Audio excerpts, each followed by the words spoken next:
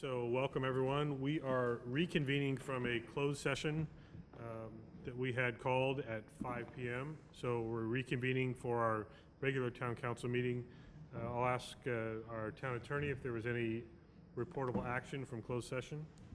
Mr. Mayor, members of the town council, yes, there is no reportable action. The record should reflect that all 5 members of the town council were present to discuss items 2A, B, C, and D. Presentations were made to the town council, but there was no final action taken that is required to be reported at this time. Thank you very much. And before we proceed, I just want to let folks know that our Channel 28 broadcast is normal, good quality, but our live web streaming is having a technical difficulty, so the clarity is not what it typically is, but the main video that will be available on our website will be cleaned up and clear and almost 3D. Be good. So that little housekeeping item. With that, may we have a roll call, please? Councilmember Hall, Here. Councilmember Moeller, Here. Councilmember Dorenbecker, Here. Vice Mayor Chilton, Here. Mayor Dunbar. Here. And as we move to our Pledge of Allegiance, I've asked our Napa County Sheriff Sergeant Doug Wilkinson if he would lead us in the pledge in recognition of tonight being the National Night Out, where we are recognizing our relationship with our Sheriff's Department, and we'll throw CAL FIRE into that as well, but about crime prevention and community public safety. So, Sergeant, if you could lead us, please stand.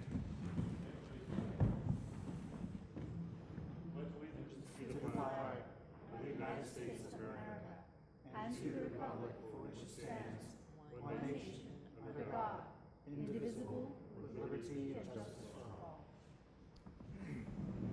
Thank you. We all expect, assuming that the meeting doesn't run too long, we can head right outside to our community center plaza and participate in National Night Out. You can see the tents from here. We already got a closed session report, so I think we can move on to adoption of tonight's agenda. Are there any changes or corrections? I'll move to approve the agenda. Second? Anyone? Second. All in favor? Aye. Thank you very much. Next up, public comment. Anything that members of the public would like to address? I see no members of the public coming forward. So we're going to keep right on moving to our consent calendar. We have 1, 2, 3, A through H. And there was a typo correction on the April 16th minutes on item H. Other than that, are there any changes or questions, or is there a motion to approve the consent calendar? I move that we approve the consent calendar. Second. All in favor? Aye. Thank you very much. Moving right on to our first presentation. And this is a recognition of Yountville as an active HEAL city. And we have with us, yes, I'll actually meet you at the podium. We have with us County Public Health Officer, Dr. Karen Smith. And I do have a plaque that we are going to present.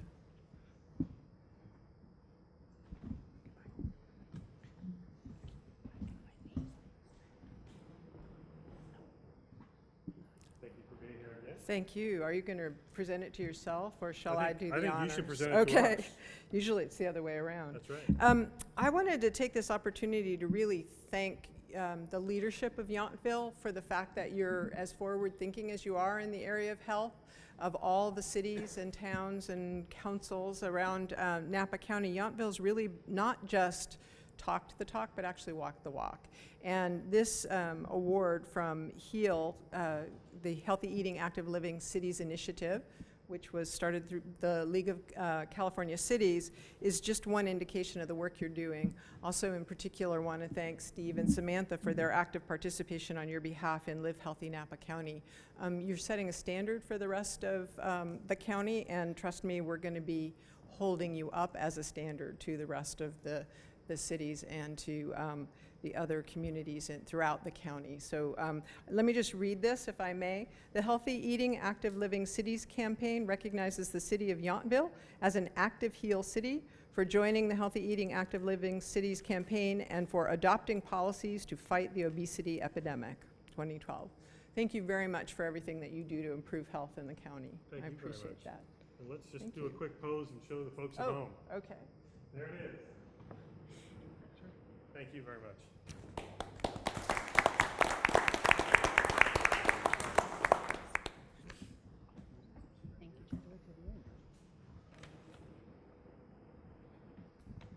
It is certainly nice, and we welcome the opportunity to be recognized for the effort that our entire team puts together. So thank you very much, Doctor, for being here tonight. Next up, we have, it's our pleasure to welcome Marcella McCormick, the head administrator at the California Veterans Home, for an update. Welcome. Thank you, Mr. Mayor. Nice to see you. I didn't make it last quarter, but I had that high school graduation, so it was kind of nice for you guys to be patient.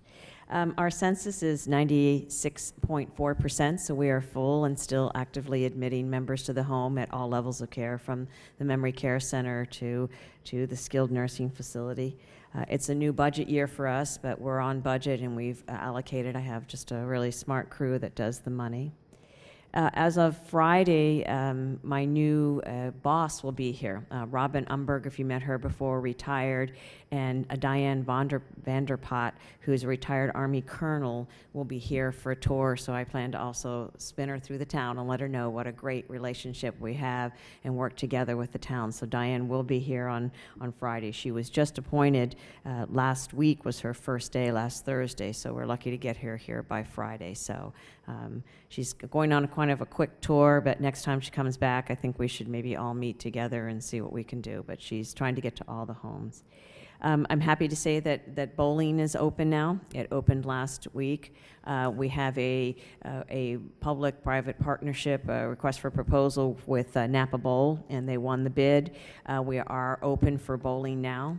If you want to bowl, or anybody in the town wants to bowl, grab a vet and they'll bowl with you. And then we'd like to talk to the town about maybe in a January timeframe bringing groups in and working at a cooperative work to use the bowling center as the town and the home together, like we do with the pool and all the other areas. So we're up and running with our bowling center there. We've had a great successful summer with American Legion Baseball, American Legion Golf, the picnic. We're having VFW this weekend. Veterans of Foreign War will be here, as well as the Elks, so we have 2 events this weekend. We have some projects going on with Plan Ops. When I didn't come last quarter, we did finish the whole area in front of Holderman. If you hadn't been there before, it would be like going over in a vehicle. We smoothed out, made it all ADA accessible, and a path for our bus. So now when you pull in front of Holderman, it's very smooth and very easy to do. We're starting on the 12th, the sidewalk by Borman Field. We had originally had someone say, well, just take the sidewalk and it'll end, but we've engineered it to come in underneath and take out that really steep slope that exists right in front of the ladies' room and the men's room. The restrooms there had been, people actually fell off and down that side, so we did a little bit more work, and we're taking that out, and we'll be smoothing that out. So it turned out to be a lot more engineering if we wanted to take that slope out and make it continuous instead of a dead end. So we start the 12th on that sidewalk project. We also have some more road projects we're doing, a hospital curve between admin and section H over by where building A and Eisenhower are. This is some more bumpy stuff, and it's very hard for those in mobility, so we have about 4 or 5 more areas that we're going to do and fix the roads like you guys did down here and make them all smooth for those in that. We're finishing up that, and then we're finishing up our fire alarm system.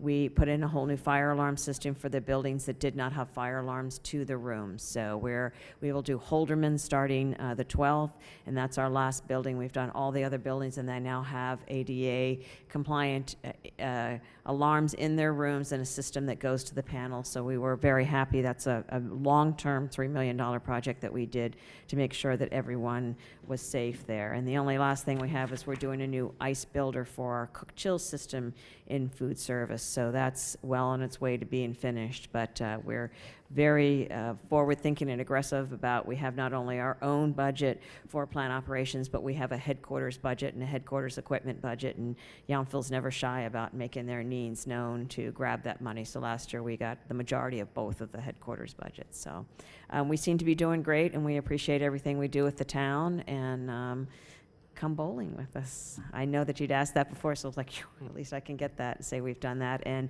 we fixed the ballpark sidewalk as of the 12th. So, any questions? Any questions, council? And hopefully, it would be nice if we could get your new boss to come down for the Chamber's Celebrity Chef's Luncheon. And when will that be? Oh, yes, in in November, like November, we did with yeah. Robin. Yes, I'm working and I'm slowly working towards that. So, but it's good to see her. She'll be here Friday. We had good representation last year from Sacramento, so hopefully she'll be available again. Good. I'll twist her arm there. Right. Thank you Thank very you. much.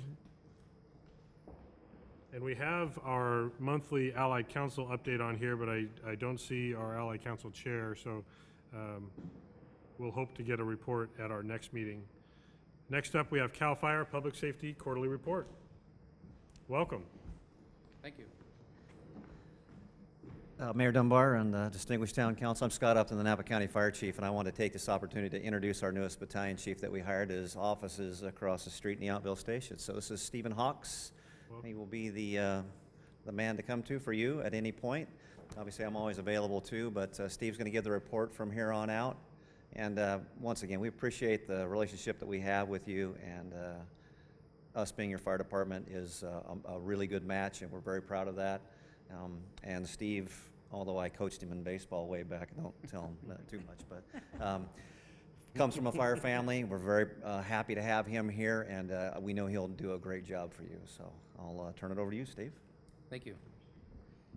Good evening. Thanks for having me tonight. I started in the position on April 1st, and so I got my first 3 months underneath me and first quarterly report. So we'll go into it. We had 378 calls for the last quarter. Typically, most of those were medical aid calls, and that's typical for most fire departments. Major events last quarter, we started our fire season on May 1st. It's about a couple weeks ahead of schedule. We had a really dry winter last year, and so it put us ahead of schedule.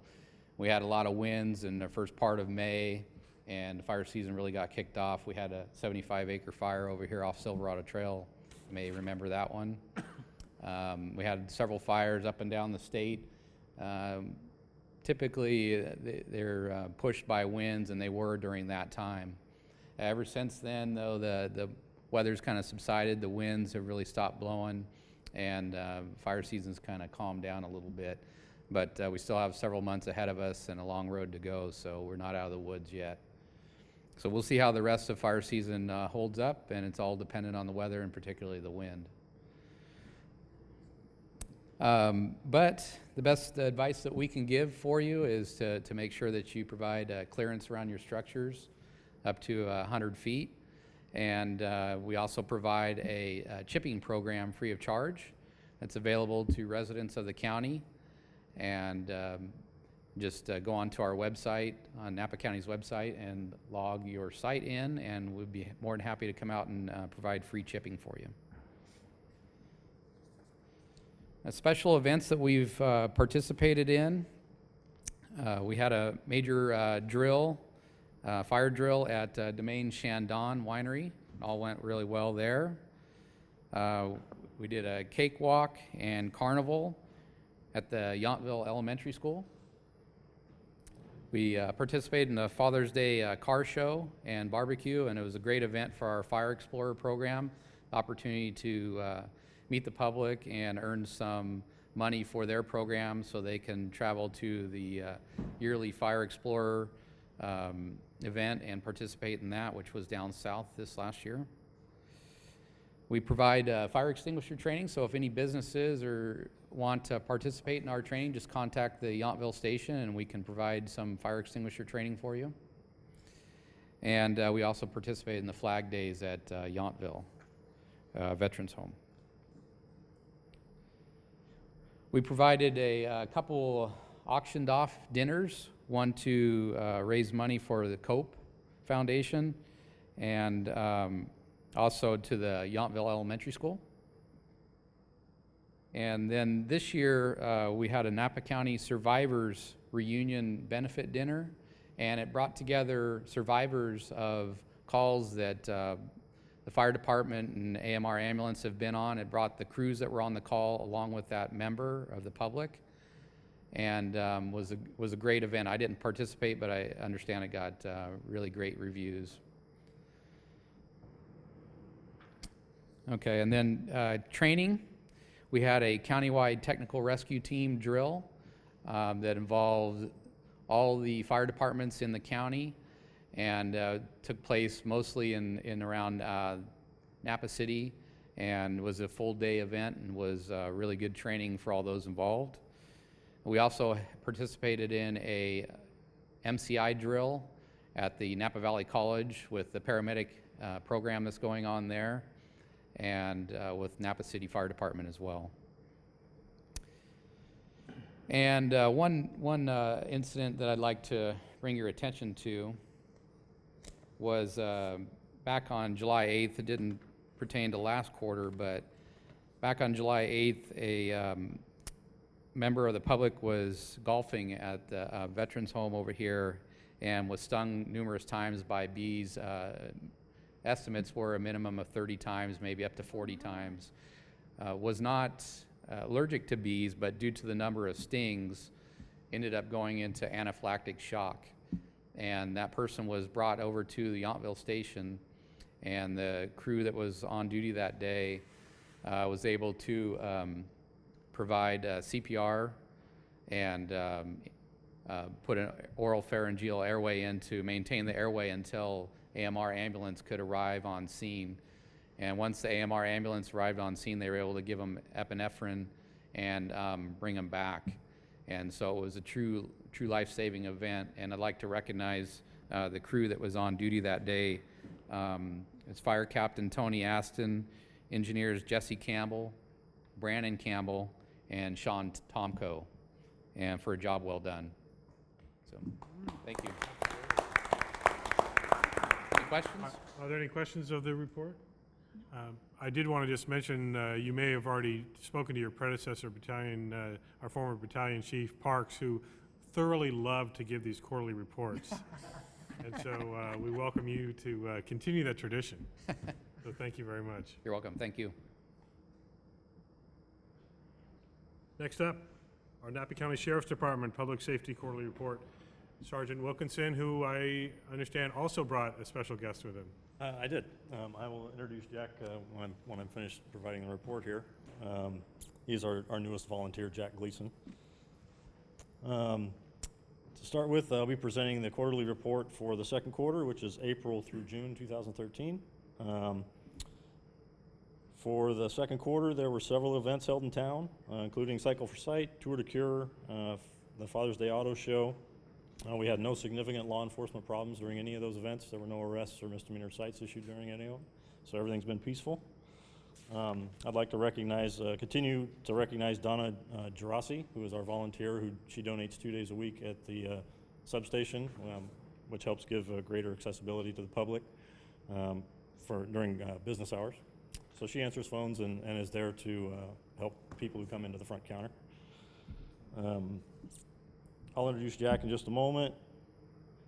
As for the crime trends, in comparison, I did most of my comparisons to the first 6 months of this year compared to the first 6 months of 2012, so that's kind of where these numbers come from.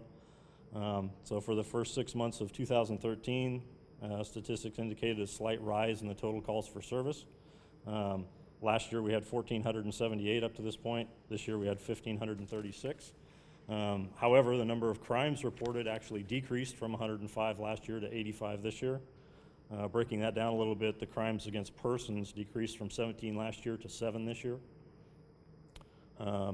The property crimes was virtually the same. It was 34 this year versus 35 last year, but even that's kind of deceptive because many of those 34 were contributed to couple of individuals who I'll talk about in a second.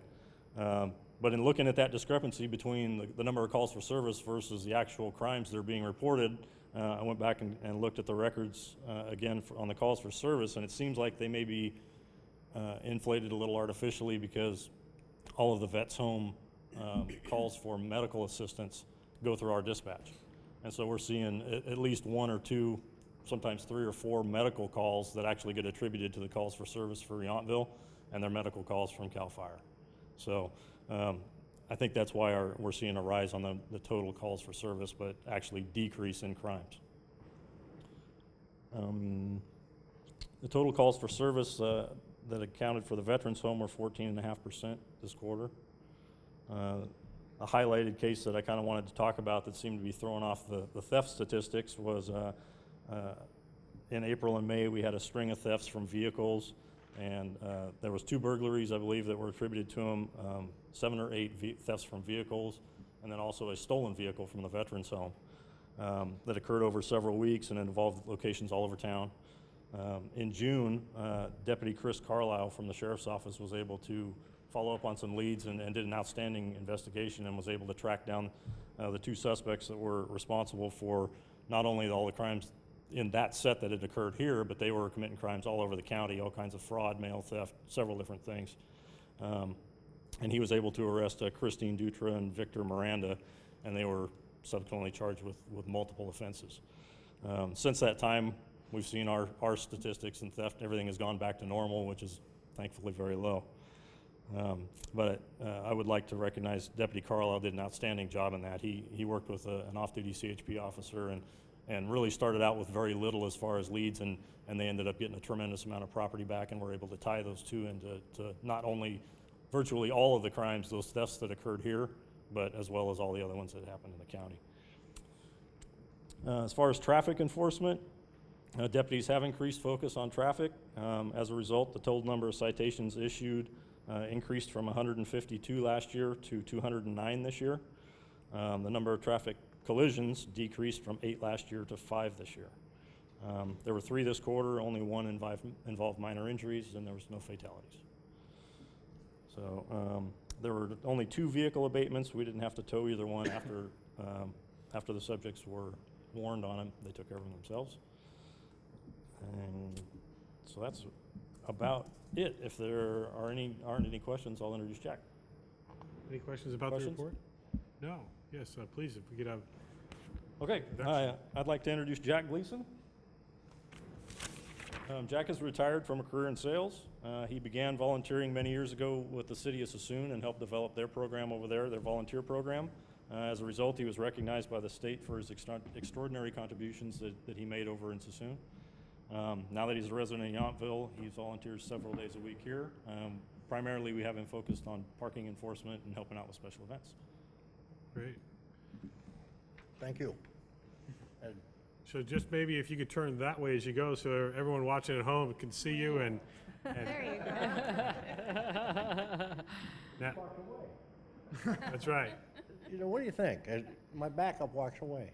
He's done these reports before. He knows how to sneak away like that. I just want to say I'm very happy to do what I'm doing for a number of reasons. Number one, I love to help the community. Obviously, I did in Sassoon City. Gets me out of the house, too. Well, Thank you all. Thank you for your service to the community. Appreciate it. My pleasure. Thank you, Sergeant. And we're happy to have those relatively minor reports on a quarterly basis. We have no public hearings, so we're going to move right ahead to our first administrative or regular item. And it is a concept review, so there won't be any action, but there will be some discussion on the Napa Valley Bike Tours proposal to establish its rental business in a different location here in town. And I believe the Vice Mayor has a statement about this item. I do. I am the owner of the Yountville Deli at 6498 Washington Street. In addition to sharing the same landlord as this applicant, I also do a good deal of business with the applicant, so it certainly exceeds FPPC regulations, so I'm going to not participate in this item. Thank you very much. And the record should reflect that the Vice Mayor is stepping down from the dais. Actually, and also out of the room. Out of the room, exactly. He can go to the National Night Out activities. With that, let's start this item with the staff report, please. Thank you. Napa Valley Bike Tours currently operates out of Washington Square at 6795 Washington Street, and their proposal is to move their entire business to the Ranch Market site at 6500 Washington Street that's currently occupied by a medical clinic up in the northeast or east corner of the site. Up on the screen here is the location of this approximately 4,000 square foot total square foot building. And they will occupy the ground floor that's approximately 2,000 square feet. There's an additional 2 apartments above on the second floor. Other uses, of course, are Ranch Market and the Yountville Deli.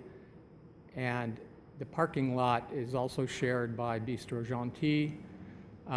Currently, Bistro Gentil has a exclusive use of 8 parking spaces along this south boundary to the restaurant. The clinic has exclusive use of 10 parking spaces along that same boundary, and a handicap space as well as 2 additional parking spaces that face Oakleaf Court on the rear side here, and Washington out here.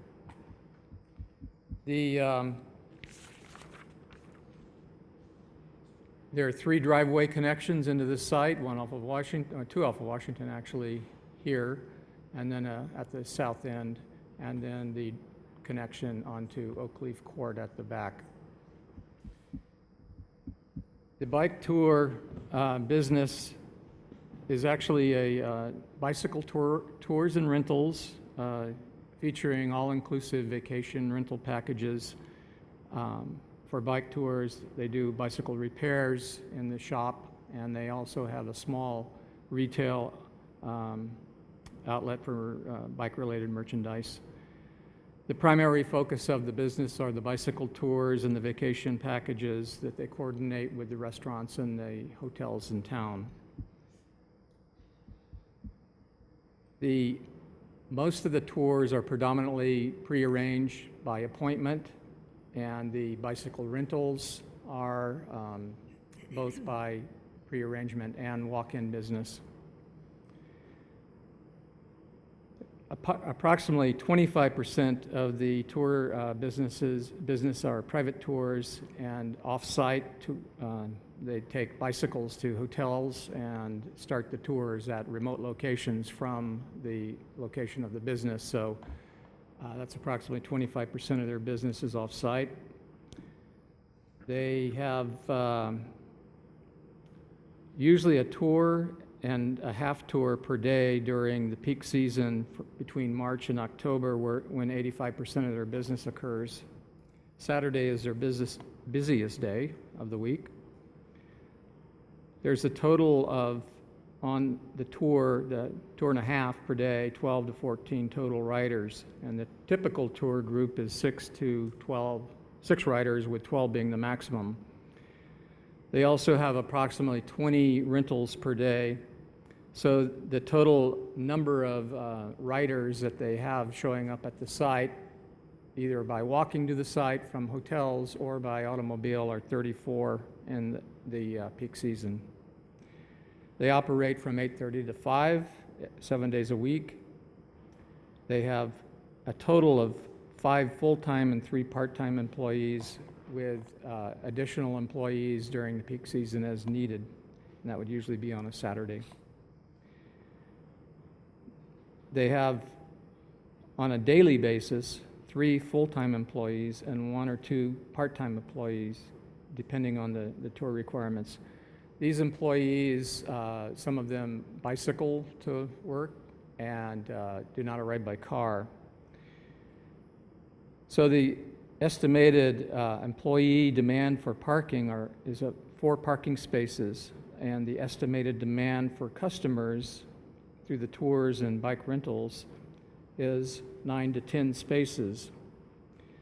So they're capable of That's a total of potential of 14 parking spaces demand for the business, and they have exclusive use to 10 spaces, so there's a shortfall of approximately 3 to 4 spaces. The business operates with 187 bikes that they store inside at night and then bring out into the parking lot area to prepare for the tours during the day. They have 3 passenger vans and 1 pickup truck that they park on site overnight. When the tours are going on, the passenger vans are typically out in the field and off-site. They also store bicycles at a couple of hotels in town, such as Hotel Yountville and North Block Hotel. They have an emphasis on safety. When they rent the bikes, they have an orientation before the customer is allowed to ride the bike on covering rules of the road and route selection. They're required to wear helmets, and they also inspect all of their equipment frequently. Bikes are turned over annually, so they're in pretty good shape.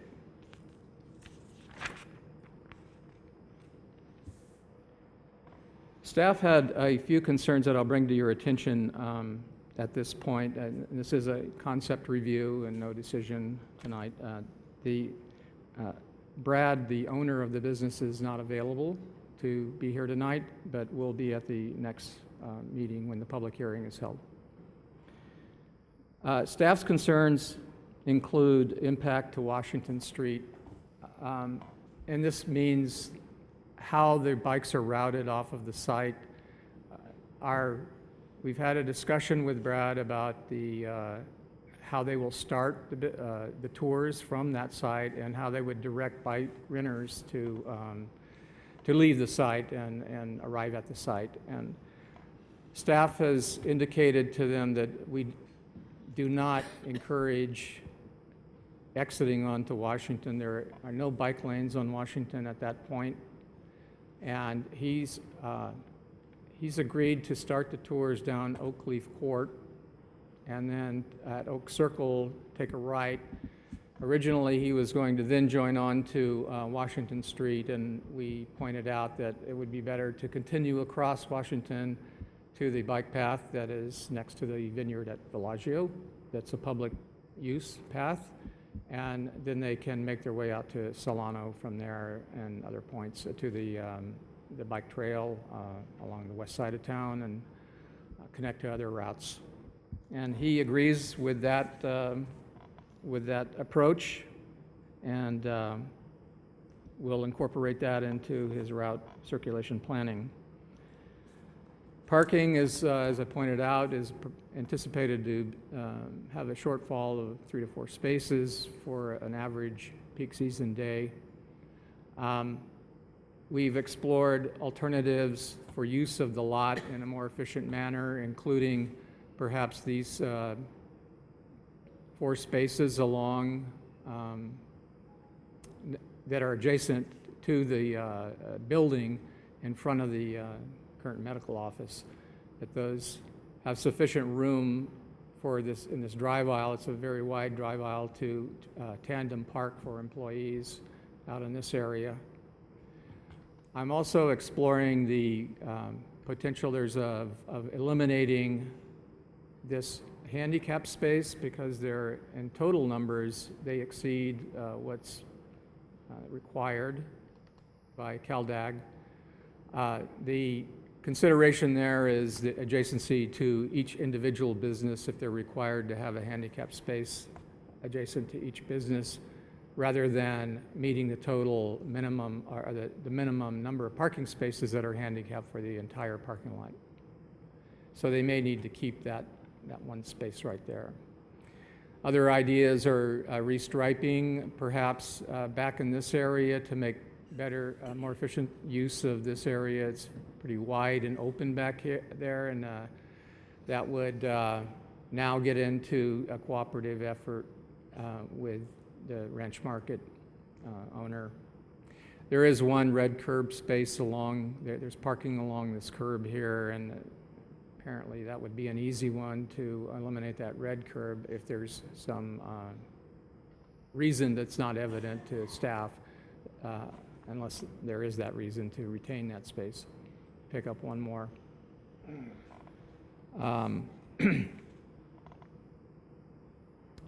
And also have the business develop a transportation transportation demand management plan for the employees that may include transit passes and ride sharing, and try to increase their bicycle use for those that can get to work that way.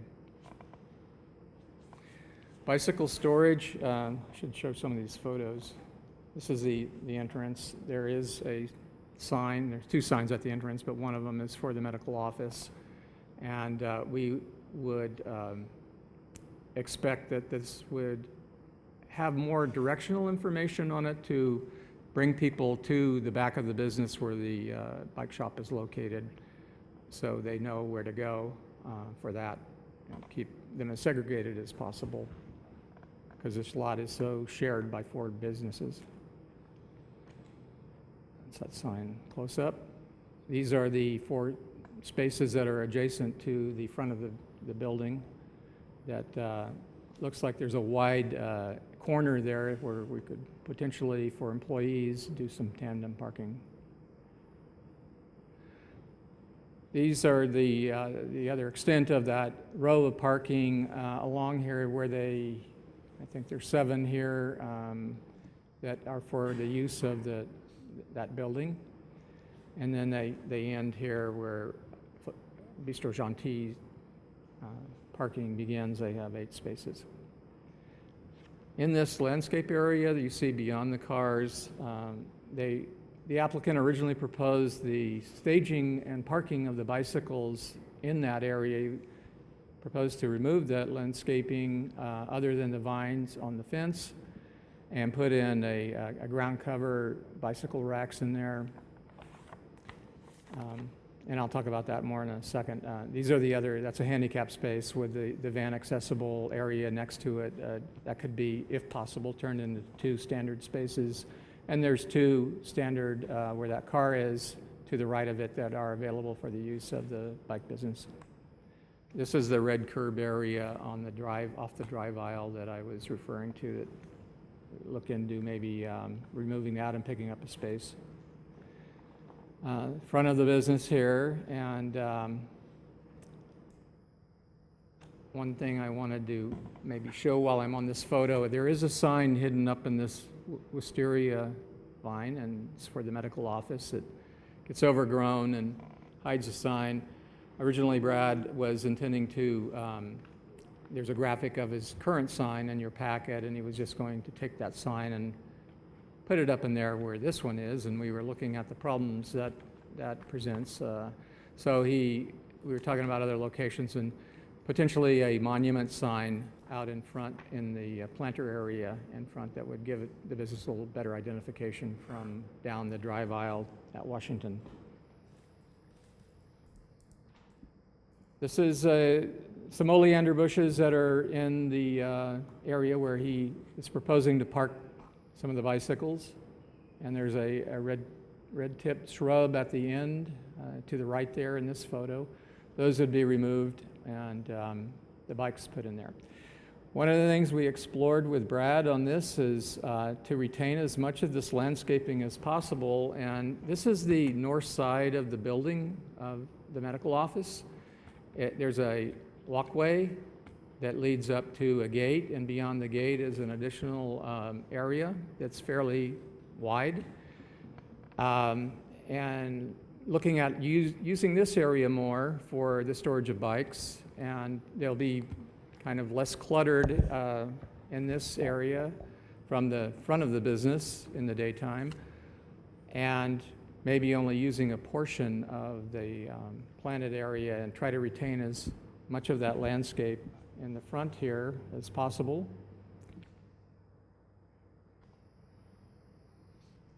Some other shots of that. And this is another shot of that side yard.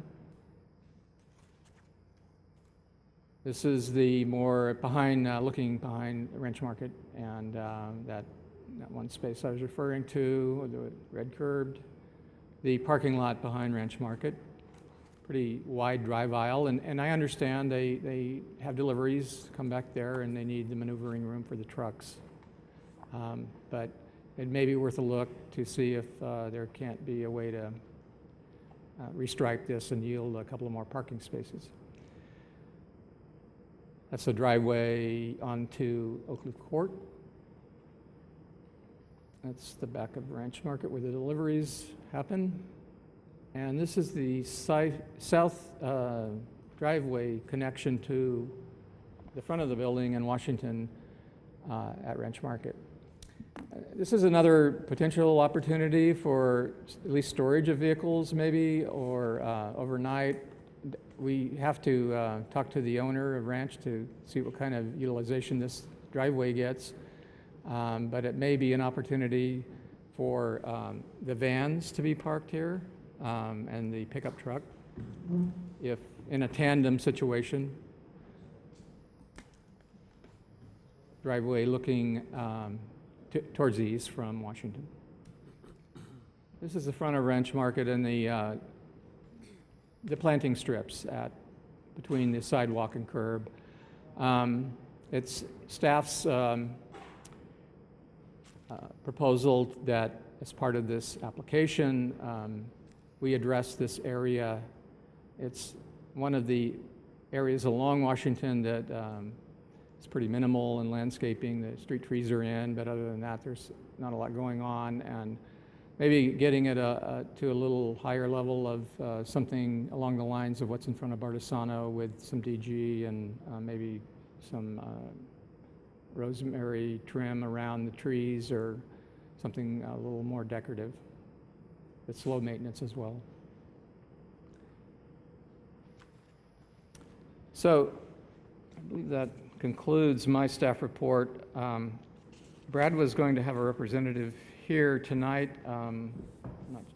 There we go. So I can answer any questions you have about the proposal and staff report, and present as well. Okay, let's start with questions about the staff report. Are there any questions? Councilmember Doran-Becker? Yes, Bob, did you discuss with the applicant anything about a bike lane on Oak Circle? There is very narrow coming to the corner of Washington, and I don't even think there's room for a bike lane, but it's sort of concerning that there's going to be the congestion that's for example, a tour would create or whatever. You're correct. There is no bike lane on, and they're actually red curbed both sides at that point where they would take a right towards Washington. That it's a small segment or a fairly short segment till you connect with Washington, and they're going to need to operationally figure out each, if I'm not mistaken, tour group has a leader, and they'll have to take precautions as they go down there and come up to the stop sign at Washington and then cross Washington. Yeah, that is a good concern. Thank you. Other questions to the staff report? Councilmember Moeller? I just have a general question about how well does the owner of the company, I know he gives a lot of safety information, et cetera, but regarding the public path versus a sidewalk. And the reason I'm asking that question is because I would say at least multiple times a day when I'm out, I see bicyclists, and they have the helmet, so I'm usually assuming they're from the company, are riding on the sidewalk. And now that I know that they're directed toward public use paths, I could see, if you're pretty new to town, you wouldn't know the difference. So I think we just really need to get these bicyclists off the sidewalks. I've just seen a lot of whirling around and everything. Do you know, have you had those discussions with him about what is a public use path? And well, not specifically. Well, a couple of things there. I think he is pretty informed on the path system, but as far as the riding, and what instructions are given to customers about riding on sidewalks, we have not had that discussion, although It is against our ordinance to ride a bicycle on a sidewalk. You see it happening a lot, but that's an operational thing that he could incorporate into the instructions. And then the bike tours, as I mentioned, have a leader, so there's some control there. But when someone rents a bike, it may be they're on their own, and what happens then may be a little different. So I'd like to just make sure that discussion occurs, or maybe it's part of his work plan when he's educating his riders. So I'd like to see that brought up specifically, because I think it's a real safety concern. Mm-hmm. And one bicyclist sees another one, and I've even asked a couple of them, you can't ride, and they go, I see everyone doing it. So it definitely, we need to raise awareness, and maybe let our police know that it's not okay. Yes. Councilmember Hall, any questions? Yeah, just a couple quick ones. I'll move this closer to me since I probably don't project as well. Just very briefly, on the back, what would be the north side of the building to the back, you said there was a gate there, correct? There's a gate going on the north side of the building?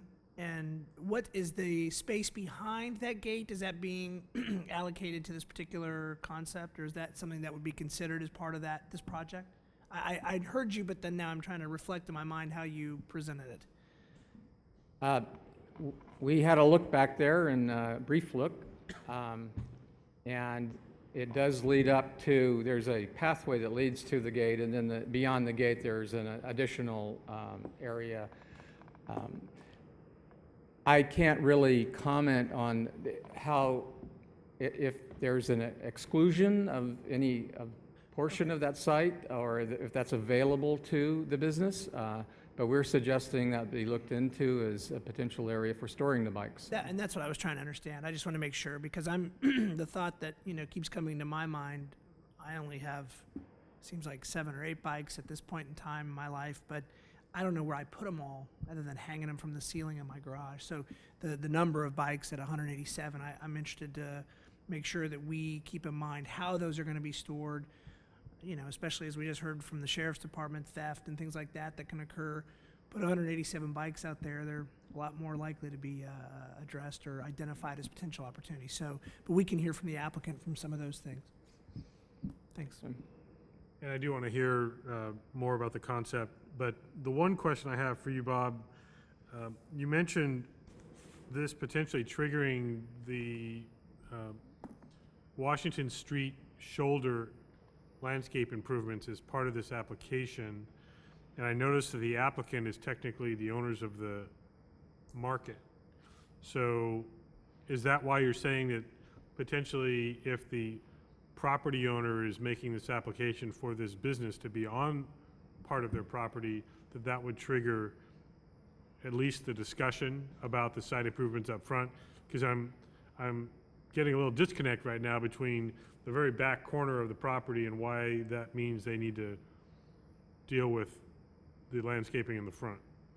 This is one undivided parcel, and there's a use permit entitlement under consideration here, and so we're looking at the total parcel and the needs of the parcel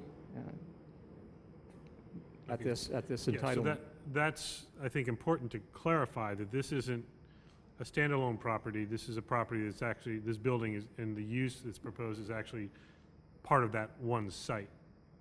Because Yes. it does feel like there's a disconnect, in distance, but this is typical of if there's a change of use requested on a property, other improvements or alterations may be required. That's not uncommon. Is that That's fair correct. to say? Okay. Yep. Okay, I think that's all we have for questions about the staff report, so I would first invite the representative of the business or the applicant. We have a representative of the business and a representative of the applicant. We'll hear from both of you, hopefully, so either one of you can come first. Welcome. I'm Robert Nelson. I'm the operations manager at Napa Valley Bike Tours, and I can hopefully answer any questions you guys have. Was there anything in addition to the staff report that either Brad or you wanted to add, or is it all pretty much? That all sounded pretty good to me. I think, Rich, your question, we're going to keep the bikes inside overnight. They're not going to be outside overnight. That's the main, that's what we do now, and I don't have any intention of keeping them outside overnight. Yeah. Okay. And then Margie, I hear what you say about bikes on sidewalks. I see them myself a lot of times, and they make me cringe. I think most of them are not my guests. It's a cycling destination is one of the things this town is. There's a lot of people that come into town that aren't our guests, and they ride like knuckleheads, unfortunately. Most of our rental guests we ask them to obey the rules of the road. I tell them to stop at stop signs. The sheriff comes by every 3 or 4 months and reminds us to do that. So we're doing the best we can to sort of keep people to obey the rules. Okay. Councilmember Dornbecker, had a question? Hi. I was wondering if you have a plan for example, when a tour is taking off and going out Oakleaf Court and around onto Oak Circle. I mean, do they go 2 by 2, or do you do they just mass, or how do you give them instruction, and does the leader sort of shepherd them? I don't think we'd really considered it in that detail yet. I mean, I think that would be the easiest part of the tour as far as traffic and that kind of thing. I'd imagine we'd do a single file or a 2 by 2. Okay. It's a very short stretch of road. My guess is it's not going to be a huge issue. Well, there are a lot of trucks and things that come around to deliver to both to the Ranch Market and also to the restaurants, and so that, believe me, they make wide turns around that little street. Right. Well, and there's a lot of cars that park on that stretch that goes up to Washington there too. So it's a fairly narrow stretch of road. So I don't see it as, I don't anticipate it being anything we can't work out. I imagine we'll just try and keep the group tight and compact there like we do everywhere else on the tour. And are there set times that the tours take off? For example, is it always early morning? Or are they early morning sometimes and late afternoon other times? And I think the bulk of the departures are going to be between 10 and noon probably. The guided tours leave at 10, and then my half-day afternoon leaves around 1. So that's, I would hope that that's a little slower period of time for traffic in that area. And then there's usually after 1 o'clock, we have it's a kind of a lull really. There's not a lot going on between 1 and 3, and then between 3 and 5, there's just a lot of people coming back. Thank you. So I have a couple questions as it relates, one to that landscape strip on the north border of the property that's being proposed is potentially where the bike racks would go. Sure. If you could speak to the potential for adequate space to have racks and a row of bikes and people that are trying to get on and off those bikes, and especially if that's your tour staging area where everybody's getting fitted for their seats and informed about the route and all that. I mean, maybe there's more to it than I can see from the photos with the heavy brush, and this might also be a conversation for Eric, being the property owner. Right. But you're confident there's sufficient space there to do all that? Oh, I think so. I'm working with a postage stamp area up at where we have now, so any more space that I have is better than what I've got now. And I didn't measure it when I looked at it, but when I looked at it, I walked through it with Eric one day, and it looked like there was a ton of space to me. So, what I'm imagining is that I like to have the bikes that people have reserved. I have those set up for when they come in, so I would have those, setting out there waiting for them when they come in. So those would be staged in the morning, and by noon they're going to be gone. On bigger tours, like I imagine we'll assemble over there, maybe right in front of the building, and then maybe once we get everybody on their bikes, we'll head out, over to the bike path or off to Oakleaf Circle, and we can have a safety talk, down the road where we're a little more out of the way. The other question I have, and again, reminding everybody this is still an early stage concept, so that many of these pieces may change, but you're, by staff's account, deficient by 3 or 4 parking spaces for what your anticipated load is going to be with visitors and renters and that type of thing. Not only that, but my concern is the long-term parking for many of your folks that are going on tour for half a day or several hours. Right. So there's not any turnover of those spaces where there had been maybe for the clinic, or certainly is for the other businesses there. Right. If you're already short of spaces, have you looked into other opportunities to get additional parking, whether it's this tandem concept, which, frankly, we've tried tandem in other parts of town and we continue to struggle to see it actually work. Right. But are there any other thoughts that you've been able to at least brainstorm about how to adequately park everyone you need? Are you talking about employees or are you talking about guests? Combination of both, frankly. Well, employees, I mean, I'd imagine with employees, we'll end up just doing what everybody else does, is finding a spot you park at every day. You know, we're there early enough, so you find some street parking somewhere, or, you know, where nobody, you know, park a little farther down the street where nobody's there in the morning, and you park there. We don't have that many employees, so I wouldn't be concerned about that. I would imagine our guests are going to do what they do everywhere else around town, which is to find some street parking, you know, somewhere either over in the community lot over here. You didn't get down Mulberry ways. I'm not sure. I mean, we've always had a lot of parking up at, you know, where we are now, but for the last year we haven't had very much at all. And so I think, you know, people are just finding a place to park, but I don't know exactly where they're going. But we have to figure that out. Right, yeah. And we will collectively figure that out. Right. Okay, so when you come on up, because that concern really is, my first thought is, your first tour group comes in, they use up all your parking spaces, and they don't clear out for 3 hours, and your employees have found parking in front of the residences and where all the other employees park on Oak Circle and that type of thing, or on Washington, and then the next time you have a few renters or a tour group, all that immediate parking is already gone. So if the property owner is going to talk to that, that's fine. That's just one thing that I would Okay. still highlight Yeah. as a Sure. potential issue.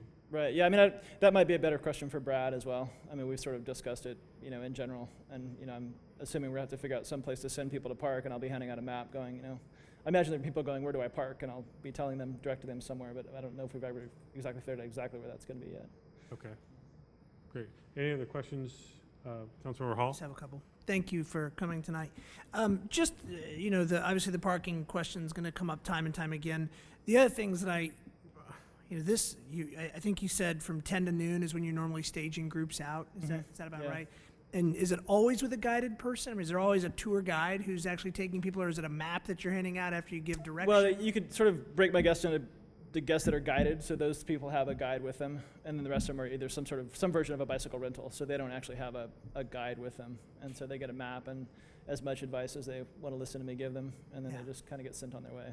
It sounds like me going to rent a bike. I kind of go my own way. Right. You know, 10 to noon, and I mean, I know you've been to the Yountville Deli before at around lunchtime. Exactly. And if there is any space for people to be staging a bicycle out there, I just would wholly ask you guys to really reevaluate that, and maybe even do like a study of how much people are coming and going. I mean, there is a lot of traffic in and out of that parking lot, and I keep hearing that we're going to route people back out through Oakleaf Circle, and I trust that will occur. But I mean, I start putting bikes and all these cars coming in and out, and contractors getting lunch, and it sounds like a lot of people. And up Right. until noon, because I know when we order food from there, it gets to be a lot of people. So just be cognizant of that as you guys are really trying to evaluate this. I trust you on the bike storage, because, I mean, I know you could probably get bikes to fit wherever. But I am really concerned also with regards to the Washington impact, and that doubly so if people are coming out of that parking lot onto Washington, because high season, lunchtime, people are getting into Bistro Gentil, people are going into the deli and picking up sandwiches, or coming through the Ranch Market. That traffic in that little parking lot, I mean, even when it's just local residents who know what we're doing, or at least think we do, it is really chaotic. And I've, more than one time seen people potentially run into pedestrians who are walking on the sidewalk, or just with the number of vehicles out there. I mean, that is a real concern. And Right. I know that we can tell our guests and tourists and visitors to not do that, but invariably they're going to do it anyway, especially if they're not being guided. So one of the things I'd ask you guys to maybe do a little more numbers on is, how many people do you really see that are taking a guide, or someone who is guiding them on a tour, who will then implicitly direct and take people the direction you would like them to, versus, hey, here's a bike, here's a helmet, here's what we'd like you to do, please go out Oakleaf Circle and don't drive down Washington Street, and then they immediately get on the bike, turn around and go down Washington Street. You might want to really think about, how many are truly guided tours numbers, versus those that are people that are just going to come in and kind of go their way to see the town. And I mean, I just think that's going to be an important piece of information for us to know, because there's a lot of traffic in that. And that's great for the business owner, and I think it would be great traffic for all the businesses there, but I just think it's a lot of people, and just be cognizant of how many people we're talking about. Right. Those are my only thoughts. Okay. I think that's good for our questions of you right now. Okay, cool. Thank you very Thanks, much. guys. Next up, representing the application and property owner. Welcome, Eric. Hi, everybody. So I can answer quite a bit of that was brought up either through the staff report or that was brought up from each of the council people. So a couple things. The red curb, Bob, so you know, was put in because if somebody parks there and with the trash yard and the way it is, people already park on the other side. We weren't even able to get the kind of what they call a bobtail, like the Frito-Lay type pickup trucks with the big boxy trucks through there, let alone the bigger ones. So we had to red that little area because, of course, somebody would park just far enough away from the curb that then it was bottlenecking and nobody could get through. So we figured if we took away that kind of space and a half in length, which wasn't actually a designated parking spot when we were approved before, it would improve the flow, and it has improved that a lot. So that's partly why it's red. If that curb was back 5 feet, like if they had adjusted that curb for that back planter, maybe, but there was a couple old trees that they tried to preserve when it was originally put in after. So we've been doing this kind of many different additions since '77 when we kind of came in for the store at this pink cinder block building that started. The front mow strip, I would agree that it is definitely something we would consider. Steve knows that I actually had looked into some options already.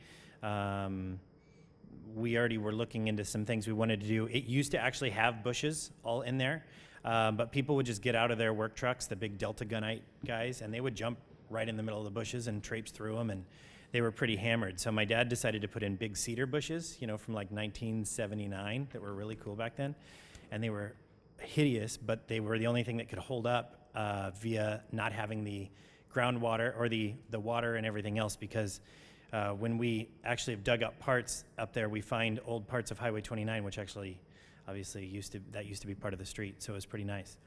But the idea of DG, actually Steve and I talked a while back and said the idea of doing DG and then maybe just some rosemary for some greening around the trees, that is something we would consider, and I've already spoken to Brad about that. He's aware of it.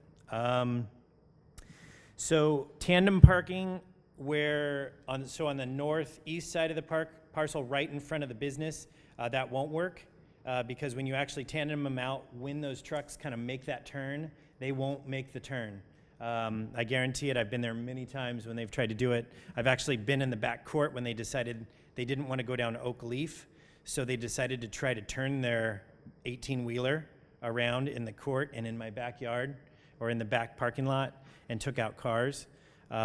So we usually try to guide them in either in that way and out Oak Leaf or in the opposite way and out, unless we can get them to drop early in the morning and come in via over, which is what our produce company now does, and delivers early in the morning and brings it through a different pattern, which has been very difficult. I appreciate the fact that the Oak Leaf residents have been bared with us. At the same time, the problem of that is in the middle of winter when it's storming rain and I'm trying to bring groceries in and they have to go up a ramp over a speed bump down around the back of the building, and now everything's soaked, as well as the employees and everybody else because of one truck, versus all the little trucks. I mean, it's literally 2 vehicles a week that I really need to get in and out, and usually they're there before 8. So most of the businesses that do deliver to me have worked around that kind of issue. So the tandem parking on that side would not work there, but it definitely could work on the southeast side where you're kind of seeing the shading of the trees in the back of the building.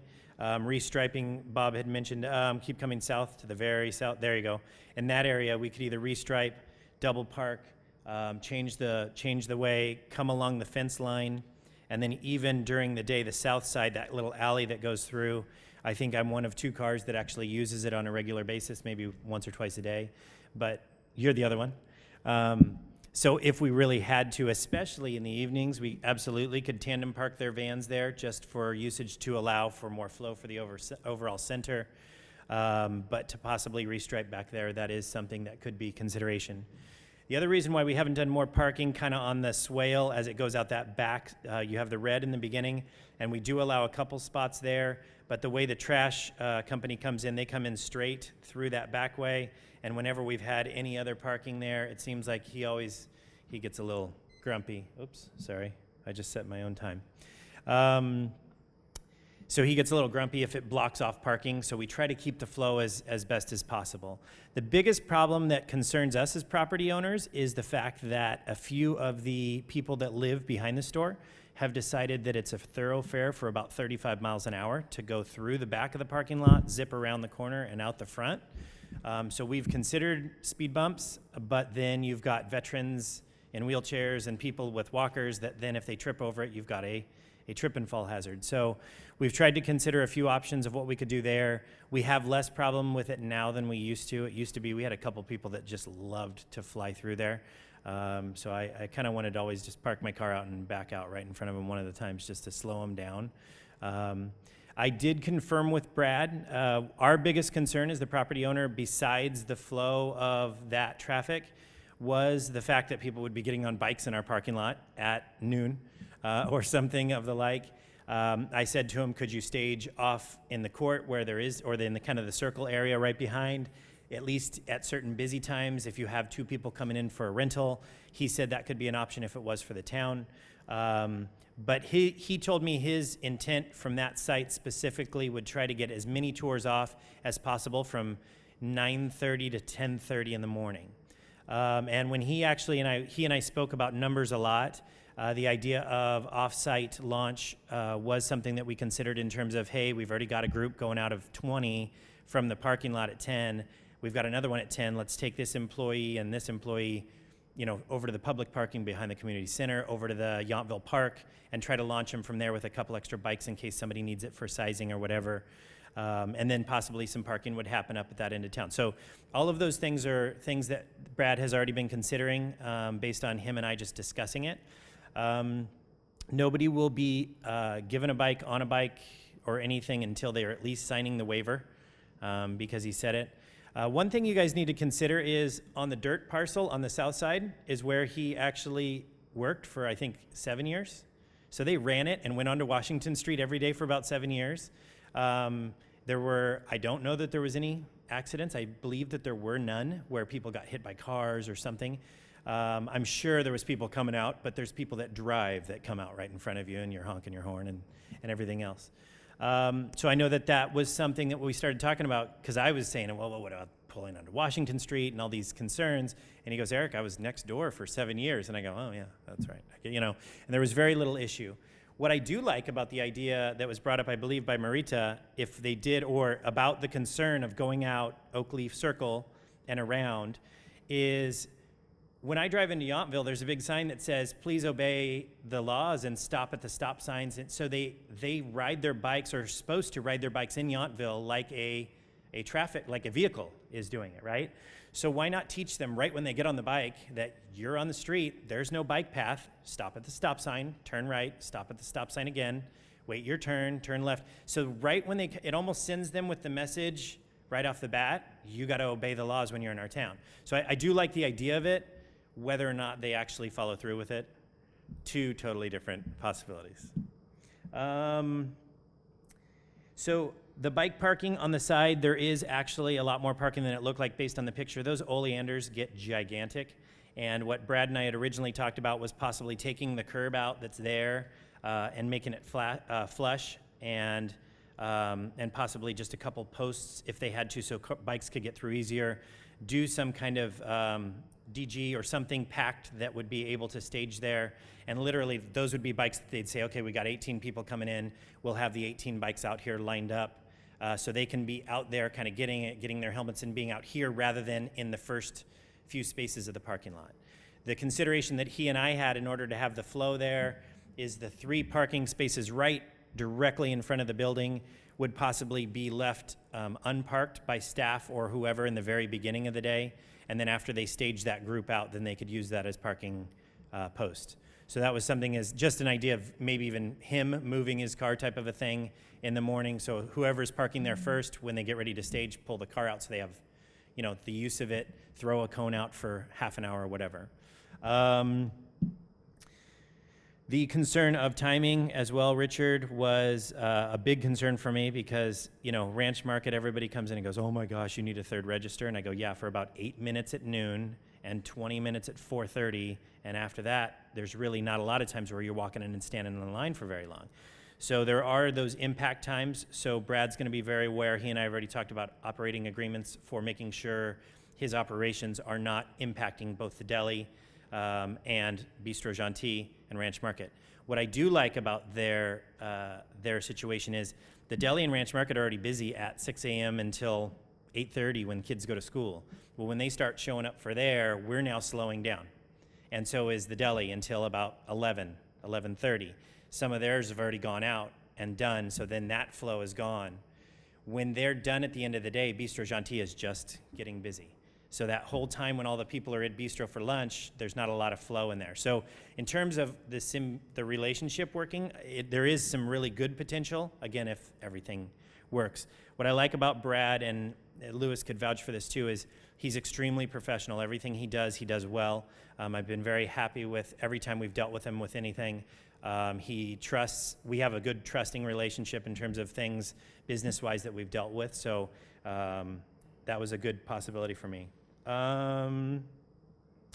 Keeping the cyclists on the road, Marjorie, that you mentioned, I thought that was a good idea. Something Brad seemed very open to when I threw out some other ideas is to, his employee mentioned, that to make it very clear, here's the stop signs, here's how you go around town. There are some bike lanes, many of them are parked in. You got to obey the traffic laws, stay off the sidewalks. Some of those things right off the bat is a good way to send the message to start. And that may have been everything that I needed to. Oh, the other thing that I did like that he did say is, and I don't know if it was touched on, they actually use their vans to go pick up a lot of their tours and bring them up and start the tour. So they'll actually go to them and bring them up. So then if they do go out tasting wine and then go home at the end of the day, they get a ride back to the hotel. So that gets them off the road too. So he also was open to the idea about more pickup of their client base. So the additional 4 spaces that I know that would be needed to make it happen, based on the tandem parking on the far side, I know we could hit 4 immediately if that was needed. But I think just from what I understood from him or from their staff report, was that 14 was probably the maximum at any given time. So that would put them at their maximum, but they're still matching that. So we could still work something out with additional parking on the backside. And then if we got him to be creative about picking up as many of his clients prior, we could go from there. Did I babble long enough? Pretty much. It's important to cover all the things we brought up. Are there comments or questions about Eric's? Well, just maybe a clarification. So these proposed 4 slots that we're short of, those would be tandem along that the southern driveway? Yes, Is that they what would be you're in the southern proposing? driveway wide. Because it's not a fire access, because it's too narrow for a truck Okay. to get through, we could technically just tandem the cars right in there and people wouldn't use it. Like I said right now, very few cars actually do use it because a lot of times you'll get to the back and then you can't get through because of deliveries and all. So especially in the evenings, he could use it for his vans, but during the day, the possibility of myself using it for employee parking or and then him getting some of mine or vice versa, getting him the 4 additional employee parking spots there. So could be a if possibility. 4 cars are parked there, can another car pass through No, there? it's Okay, that's one it. vehicle with as much. So it would have to be Okay. literally him with his employees where they all know they're leaving at 4. Right. And they'll all park there, and when they're all done, Well, they the can- first guy and the last guy can go forward or backwards. Exactly. but So the second and and third usually, guys are trapped. even at my store, I know who's coming in first and who's leaving at any given time. So one of my employees who gets there at 5:30 in the morning, she could park in the very first position, and when she leaves at 2, she just pulls right out. And the 8 to 4:30 could go in behind type of a thing. It's not hard to work it out once we do. I mean, many times we get in there and then a truck has delivered and we got to go in and say, hey, can you move your truck? And, it happens now. But there is some ability to make some more parking work back in that back area. Okay, thanks. Any other questions? I've got a few of you that might spill over a little bit back to the business owner, but again, being a concept review, we're not deciding anything, but I'll just let you know some of the red flags that I have, even after having heard some of your answers.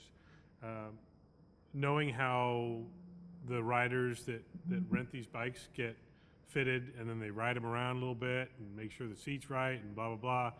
I see it up at the north end now. They go riding right out into Washington Street.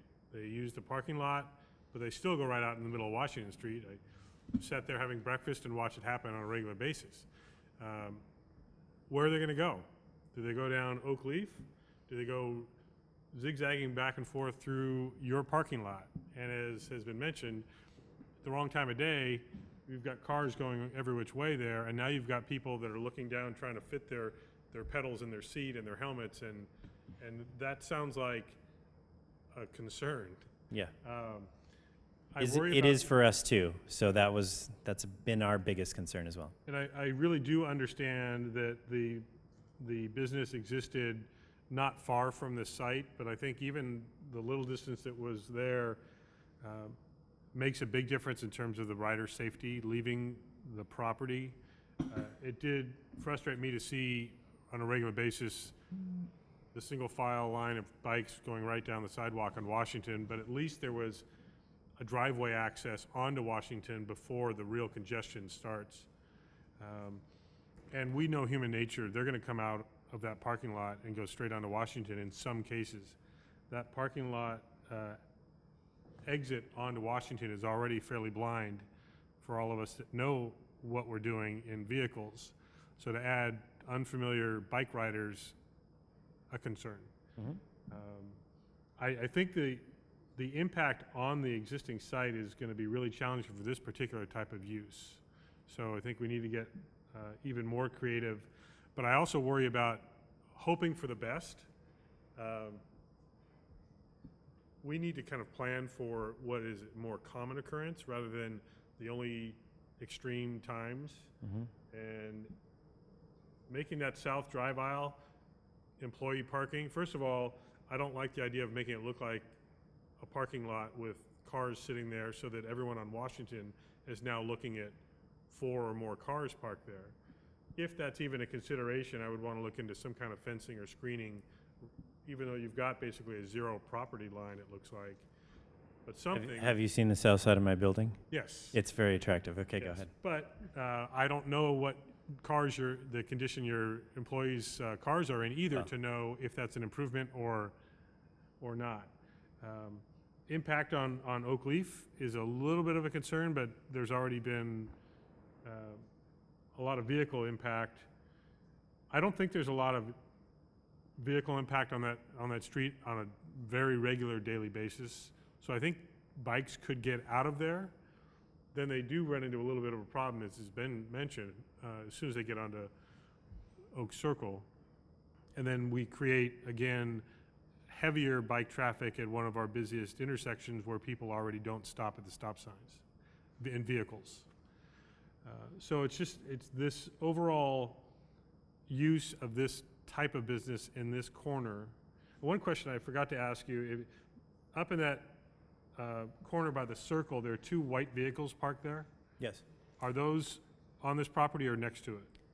Those are technically the driveway for the 2 residents upstairs of the clinic, the current medical And office. those are still residential units, Those are low-income but residential. that is your property. Yes. So I don't know if there's something that can be done to reconfigure from there all the way around to make that space more viable. It's a very unusual layout already. So I don't have an answer for you in terms of what, like that. You have that diagonal red, and then you've got, a handicap space and a couple regular spaces and some landscaping. So I don't know if there are other options that you might be able to find staging or for getting on and off bikes, or for your vehicle access.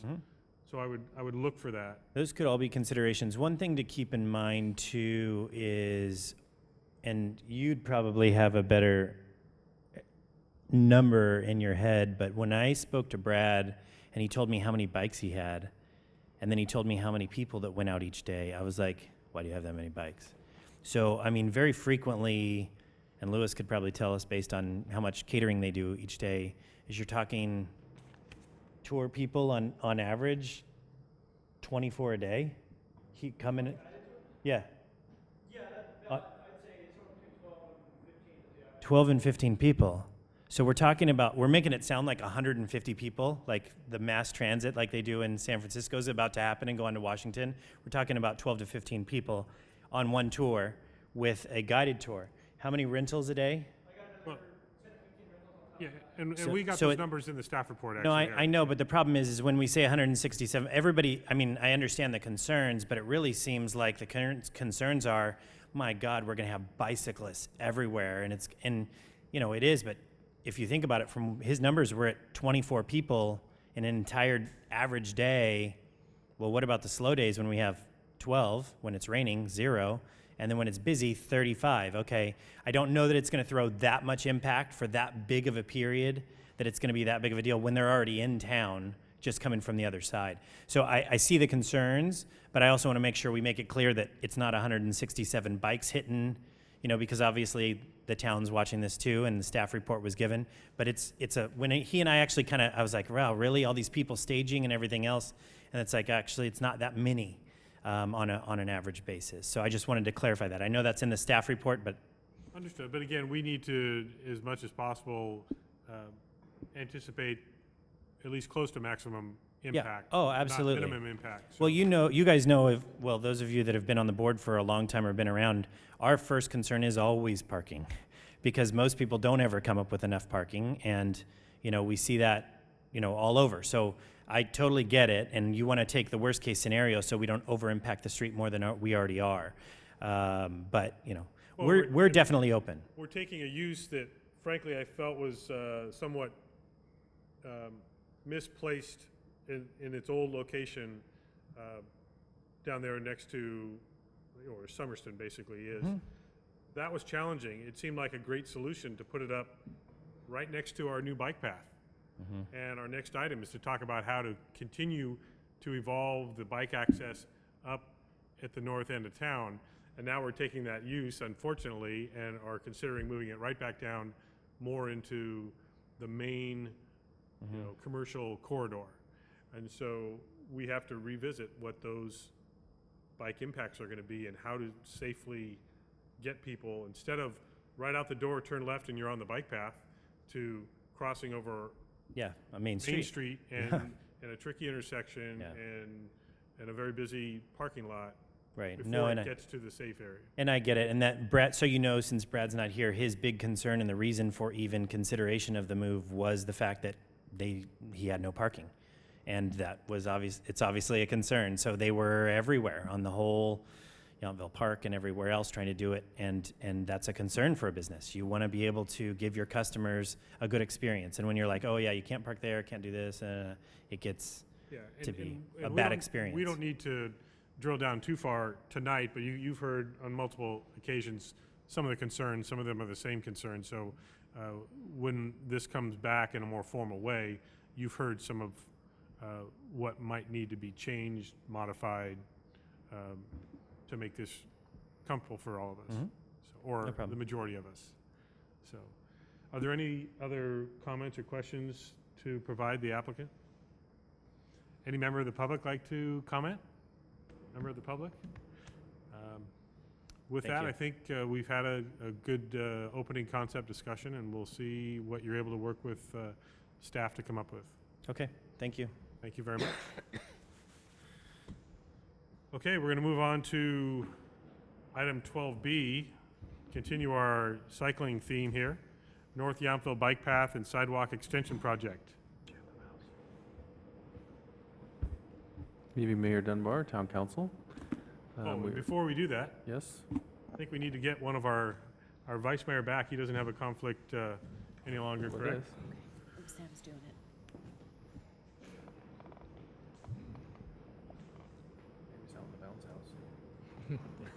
Get him back out of the bouncy house over at the, okay. Oh. Oh, I'm ready to run out of juice. okay. Laptop. That's unfortunate. We're being told that we have no live TV coverage on Channel 28. Should we start this conversation all over again? No. Yeah, right. Email, oh, Hey, Kathleen. you can use mine. Kathleen. He's still at 12%. Just can't read my text messages. Now that the vice mayor has returned, we will start I can 12B with the staff report. Okay. All right, we're going to be talking about North Yountville Bike Route project. This project's been around for a few years, and what I'd like to do is give a little background on the project, and then talk about the Weber at Highway 29 connection. This was actually requested by people like Councilmember Chilton, Vintage Inn, Keller Gardens.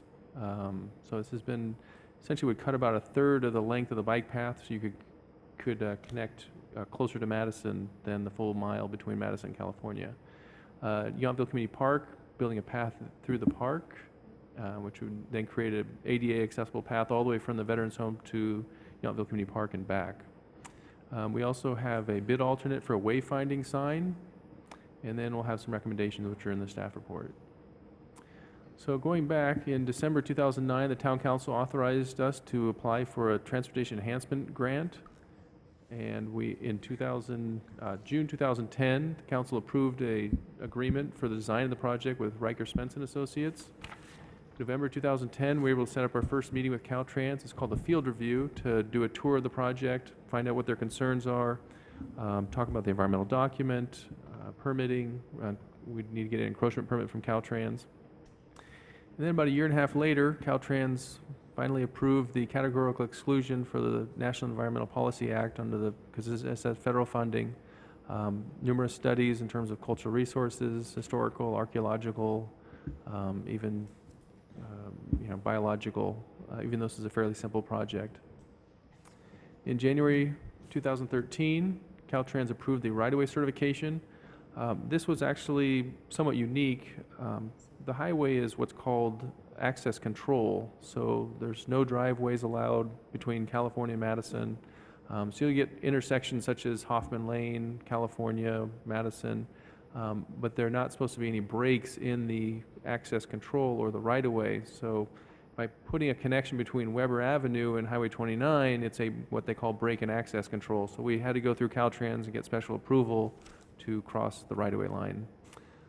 Because it was public right-of-way to public right-of-way, it wasn't as big a deal as if it was a private property owner wanting to put a driveway out to the highway.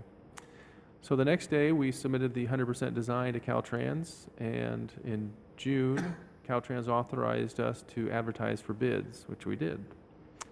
Bids were opened, and the bid results are in the staff report. So this is the project area, or limits. So there's Yountville Crossroad, Yount Street, Madison, Yountville Community Park with Washington, Lincoln. Highway 29 is here, and then Weber comes out to Highway 29 at about a third of the distance between Madison and California. So these are the three areas essentially. There'll be restriping along Madison, Yount, and Yountville Crossroad. There'll be restriping on Lincoln, and then a new path in the park, and then I'll show you some plans, if you can read them, on the Weber connection. So this is Weber looking west towards the highway. If you can see the highway through the trees, it's a little difficult, but we're going to essentially cut back some of the branches and create a asphalt concrete path to connect to the asphalt concrete path along the highway.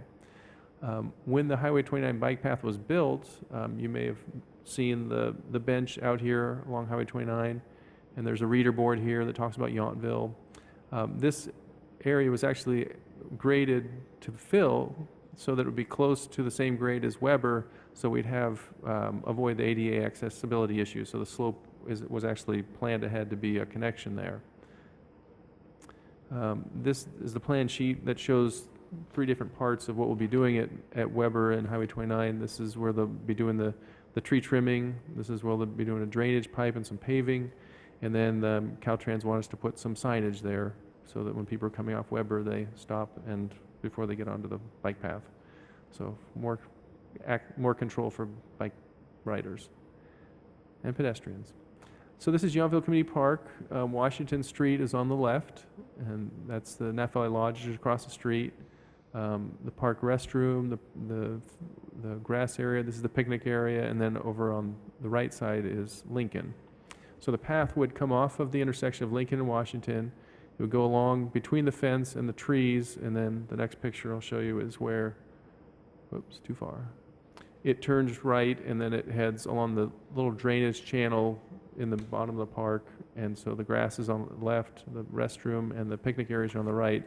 It would connect to the existing concrete path there, and again, it would all be ADA accessible paths. So essentially, we'd be connecting, Yountville Days to the Veterans Home and back. This is a plan sheet for what's going to be happening with that alignment. So we will have a path coming in off. When Napa Valley Lodge was constructed, they did their frontage improvements. They built the new sidewalk here and the crosswalk. So now we're going to connect a concrete path out to the existing concrete path here. This also shows some of the restriping. There'll be some bike lanes here up to Monroe and stop to get people to the restrooms. My understanding is a lot of these 100-mile bike events will use Yountville Community Park as a way station. So we'll have places here for people to drink water, get a snack on their bike rides. Out here at the intersection of Washington and Madison, we're going to put in the stamped asphalt concrete crosswalks on all, so there'll be all four sides of the intersection will be restriped, and we'll have the colored asphalt concrete sidewalk, which will go along with the other striping along Madison and Yountville Crossroad. One of the bid alternate I mentioned was a wayfinding sign. So this is actually a rendering. This isn't there now, but this would be a sign similar to the sign that's out on Highway 29. It'd be a map of the town. It would show the Napa Valley Vine Trail. It would show the Barrier Ridge Trail. It would show points of interest, whether it's Vintage 1870 or Lincoln Theater, things like that. So it'd be a map that we're trying to do is attract people from the north side of Madison driving or riding their bikes or walking west on Madison, attract them to the south side of the street and onto the bike path, which R&D Kitchen went and built the bike path all on the south side of Madison, and that connects to the bike path that goes all the way down to California. So this is one of the alternatives we're asking the council to consider to include funding for this bid alternate. It's an alternate, so you can choose to award with or without the alternate. So the recommendations tonight are, the bid results are in the staff report. They were very close together. We did have one low bidder who had some mistakes in their bid and withdrew, which we accepted because of their mistakes. Number 3 through 6 were only $15,000 apart, which is only 10% of the actual bids. Number 1 and 2 were only $18,000 apart, so we felt like there was no unbalanced bids. They did seem to be good. And the other thing is that I want to point out that with the Transportation Enhancement Grant, we would be paying about 47% of the cost. The local share requirement is 20. Because the bids came in higher, it would be 47, and the grant would pay for 53. We also want to apply for additional Transportation Enhancement Grant funding. If we, with Metro and Transportation Commission, we had about $154,000 total of grant funding, but because the engineer's estimate was lower, we didn't request the full funding for the construction. So we think we can go back and ask for the additional funding, which would bring it up to 62% grant funding and 38% town funding. A large amount of time and effort has gone, and money have gone into this project, as you saw over the last 3 years. Dealing with Caltrans is not an easy process. The division that we're working is called Division of Local Assistance, and we sometimes feel that's an oxymoron because they have so many requirements, and they actually have a binder this thick, Steve would love it, that tells you how to do everything. So it's a difficult and expensive process to get through this, so we do feel like there would be advantages.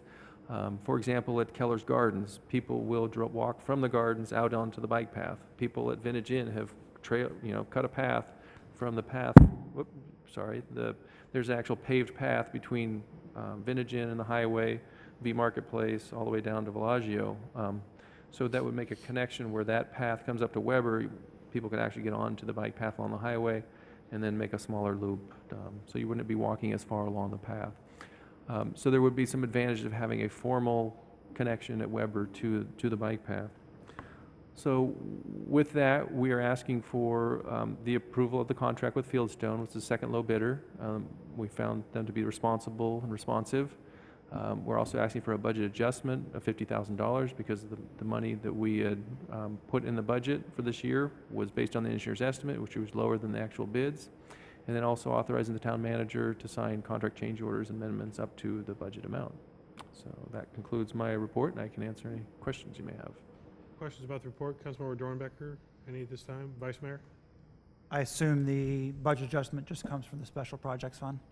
It'd be the capital projects fund. I'm sorry, Capital Projects Fund, yes. Thank you. Councilmember Mueller? Yeah, I have a couple questions. So, to kind of stay with the same theme here, so, well, which one first? First, I want to talk about Weber Street, where you're going to cut through there. Are the parking spaces there? Are they well-defined? Are you going to stripe them? Are we going to, like, now have some people who are going to go, oh, look, there's some more parking places over here on Weber? Is that There's possible? no formal parking there. People have parked at the end of Weber. I have a picture of that. There's And a it still home. floods a lot in the wintertime, so.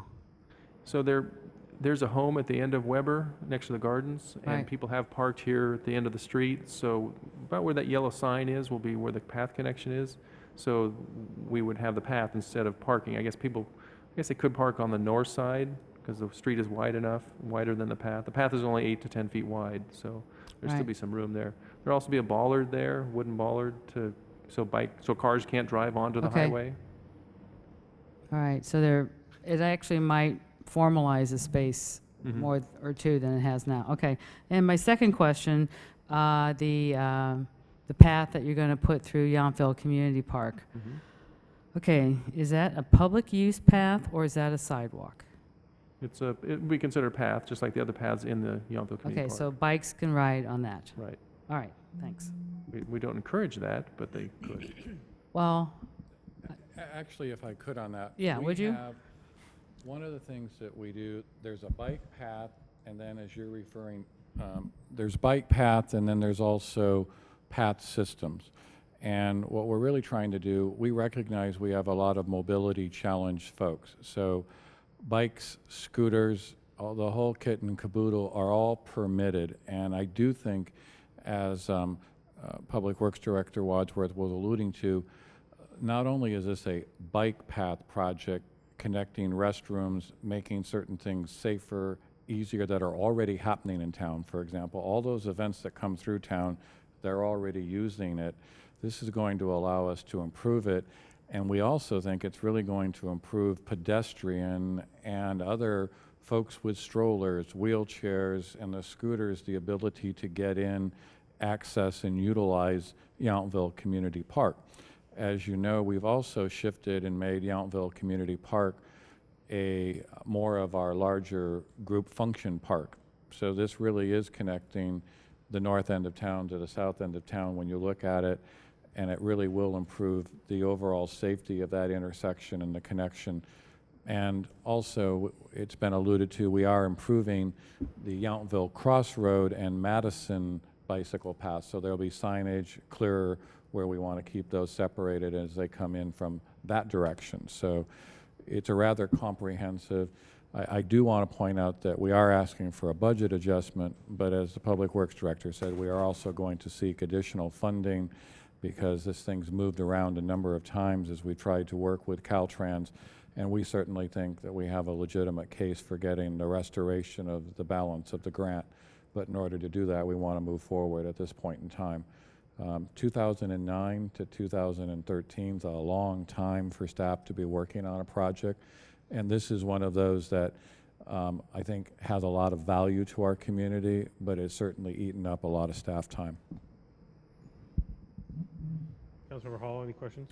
Just a quick question with regards to the image you were showing, the Weber to, I'll call it the bike path piece that's going to go in there. Are you going to be removing trees? I didn't think I heard, or you said you're going to be moving branches, but are there actually trees that are going to be removed from that? We feel we can keep the path between the trees, so there'd be pruning of the branches. Okay. But the actual trunks and trees would stay. Yeah, and my only rationale between even asking that question out loud is, I mean, it is a view space, you know, looking at trees is a little more attractive than looking out to the highway. I get the functionality of what we're trying to accomplish, but it also probably does mute some of the sound coming back into town that the residents or the neighbor there certainly would probably benefit from. But other than that, I think, you know, there's a lot of little quick hits here. In some ways, it feels like a lot of little quick hits to get a complete path from one end of town, technically from the Veterans Home all the way to the north end. So seems like a real good opportunity. Okay, I've got a few questions. Because one of the things that I'm a little bit frustrated by is the fact that we didn't have any of those graphics to look at ahead of time. Mm-hmm. And so I don't have any idea what you just showed me with those graphics. So I'd like to go over those a little bit. Sure. You know, the photographs, first of all, yeah, so it's those renderings right there. I'd like to have a little better understanding of what we're talking about. You hit on one of my questions already, that the grade from the bike path itself is already meeting Weber. Correct. At that intersection, which is great. And I think some of my concern was just addressed about how bare is that going to look. It's not going to look like Weber Street goes all the way to the bike path. It's No. going to clearly funnel down to a walking and bike access area there. But if Right. you're saying that that's on the kind of the right or north side of Weber Street, is that what you're saying? The Or is that in the sign center here of is the about the street? center, and so there's a branch here that sticks out, that would be pruned. There's a branch here. So essentially, it would be fit in between the two trees here, connected out to the bike path. And it's about 8 feet of paving, and then there's some 2-foot shoulders on each side of the path. And so we're encouraging this to be pedestrian access. And bikes. So we're taking bikes off. This is a way to try to get another access point for people getting on, which means, though, they're driving down Weber Street and down Washington and down the other streets to get there. Right. Some of our effort has been getting them on either ends. Well, the other one is that I mentioned that there's a path at Vintage Inn connects right here on the south side of Weber. The other area that we're looking at connecting is we have the trail system along Hopper Creek that comes out at Yount. So people could take Yount south to Weber and then connect Weber right out to the highway. Or Okay. vice versa, go from the highway down Weber to Yount to the path along the creek. Yeah, I don't If have- on that, this is an area that a lot of residents had expressed an interest in. And again, it's a multi-purpose. A lot of residents said they'd like to get on, but the Old Town neighborhood, they would like to walk or have access without having to go all the way from the south or the north. So it's just adding another interconnected node, if you would. And the same way, it'll be more of a local opportunity No, for using. I totally understand Okay. the reason we're doing it. I do. I just wanted to get more clarification of what we were talking about doing to that site. We've been talking about it for a long time. So then if we can go back to those 3 renderings. The one, so I can't even tell what the one at the bottom left is. Right, so it is difficult to see. It's, so the one at the top left, it's all the same location, the highway and Weber. This just shows where the area would be, the trees would be pruned. The next image down shows a drainage pipe that would be put underneath the proposed path. And then the paving would be 8 feet wide, and there's 2-foot shoulders on each side, would be a aggregate base rock. And then the last one just shows a stop legend, a stop sign, and I think some other signage here about, don't keep going straight into the highway, turn left or right. So These are just for the contractor, what we're asking them to build. What you're now, looking at is can you the- explain the stop, hold on just a second. Can you explain the stop sign? That was Are a Caltrans encroachment permit condition. There- So it's a small stop sign for pedestrians and bikes to They're stop. really at. asking us to put a stop sign Yes, at that trail yes, so that people don't continue onto the highway. right. Interesting. Just for clarity, what I want to share with you, you're looking at a screenshot of the large bid specification document. We were just trying to give you an illustration of some of the work. So that detail, those are all available. If the council would like to come in and look at them, we can certainly make those available. We felt that this project had languished for a long time, and we really wanted just to bring everybody up to speed on what we really were accomplishing with this project. Okay, I couldn't even tell what that was. Right, and that's why I'm saying, this is a So, screenshot of the, plan specs that are often 2 feet by 3 feet, so maybe that wasn't the Okay. best thing for us to introduce, but we really wanted to give you some idea of I think somebody mentioned it earlier, and it might have been Councilmember Hall. This is really a combination of a handful of small things all packaged Right. together. No, So we apologize, but we really Yeah. wanted to bring the community and bring everybody up to speed because it has been a long time in fruition. Okay, so let's move to the photo up at the Yountville Park in the gravel area. Is that truly the access point that we're talking about? That's right across from the new crosswalk? Right. So the new crosswalk, here's Washington Street, so the new crosswalk would be right about in this location here. So there'll be a new concrete path that would sweep in to the park between the fence and the trees here. And how wide is that path? It's still 8 feet in this location. The new path would be 8 feet wide? Correct. So how does that, and that then meanders to the right or to the east as it gets Correct. down by the drainage ditch? So yeah, it would curve over like a right turn and then, Right, so how does it go from 8 feet to, that's not 8 feet wide? oh, it'll be 8 feet here as well until it gets to the existing path where it That's what I'm- stops. That's what I'm talking about. So how is that transition? Because I don't understand how, and also you're saying that we don't encourage bikes to continue on that path, but that's not realistic. We're inviting bikes and other vehicles, motorized wheelchairs and walkers and everything. So we can't expect everyone to get off their bike and avoid that path. I'm just trying to figure out what the transition is. Well, there's a path that continues across the drainage and up towards the playground. Right? And so where that path makes a 90-degree turn, we're going to have the 8-foot path stop, so people could choose to either go straight towards the restrooms, there'll be a bike rack over here on the other side of the restroom, or they could go up to the playground to the left. Okay, so it basically goes from the existing right edge of that path 8 feet to the left. Correct. And then you have to reconfigure the drainage.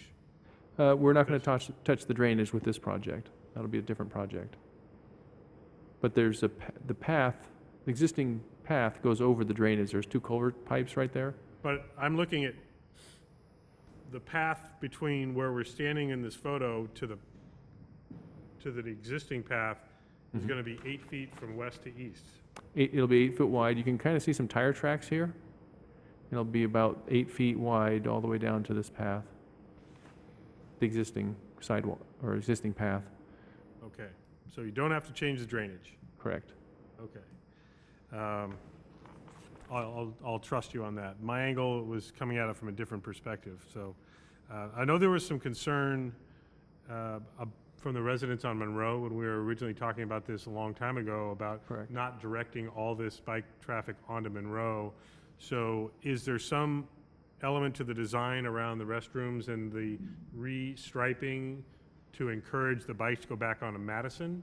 Or how are we handling that with, I know you showed a restriping of the street, but again, I can't read it. So it's going to have, right now there's just a short little center line stripe here at Lincoln and Washington. So there'll be a bike lane on the east side for people going north, and it'll go to, this is Monroe.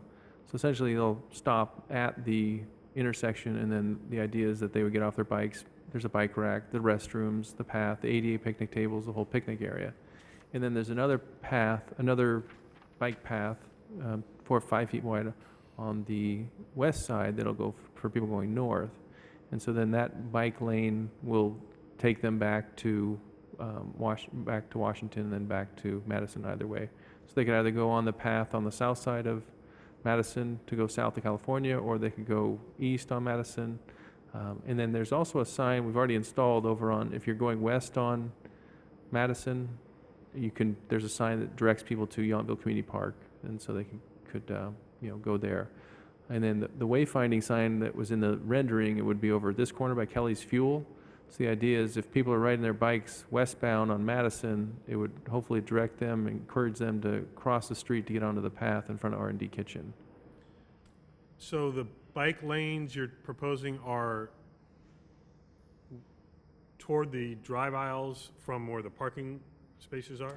Right, there's parking tees next to the park, and then there's parking bays, driveways, garages on the east side where the apartments are. So we're essentially keeping the cars and the bikes in these lanes, and then the parking will be on the outside, so the bike lanes. So we're not removing any parking.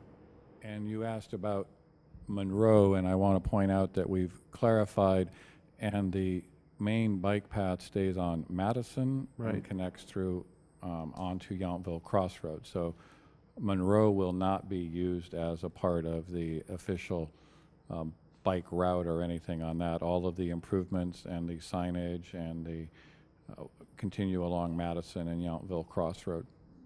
And that curve that we see in the intersection, as you turn right, yes, that bulbs out like that because of the parking at the apartment building right there? Partly, it was also, Power pole?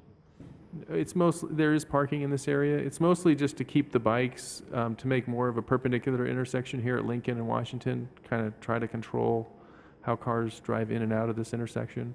Right now, people will just cut straight across, so we're trying to define the edge of the travel way a little better. So it's just striping, so people can still cross the stripes and park next to the apartments. Okay. So let's jump to that wayfinding sign. That's the only add-on for the bid ad? Correct. add-on? There was a $5,000 allowance. It'd be similar to the sign that's out on Highway 29. So it'd be a reader board. It'd have information written on the side, have a map here, and it would just be, it's made out of metal.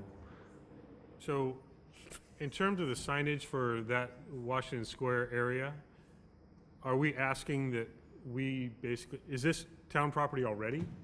This is beyond, this right now is, the right-of-way is here. So we've been talking to Tim Kelly about putting this sign on their property. There are some utility easements, there are some utility vaults in this area, so it's not like they're gonna build anything there because of the utility easements. But they Bob Tiernan and I met with them and talked about, what kind of signage do they want to do for the whole Washington Park or Washington Square. So we're still, working out signage for what we want to do and what they want to do.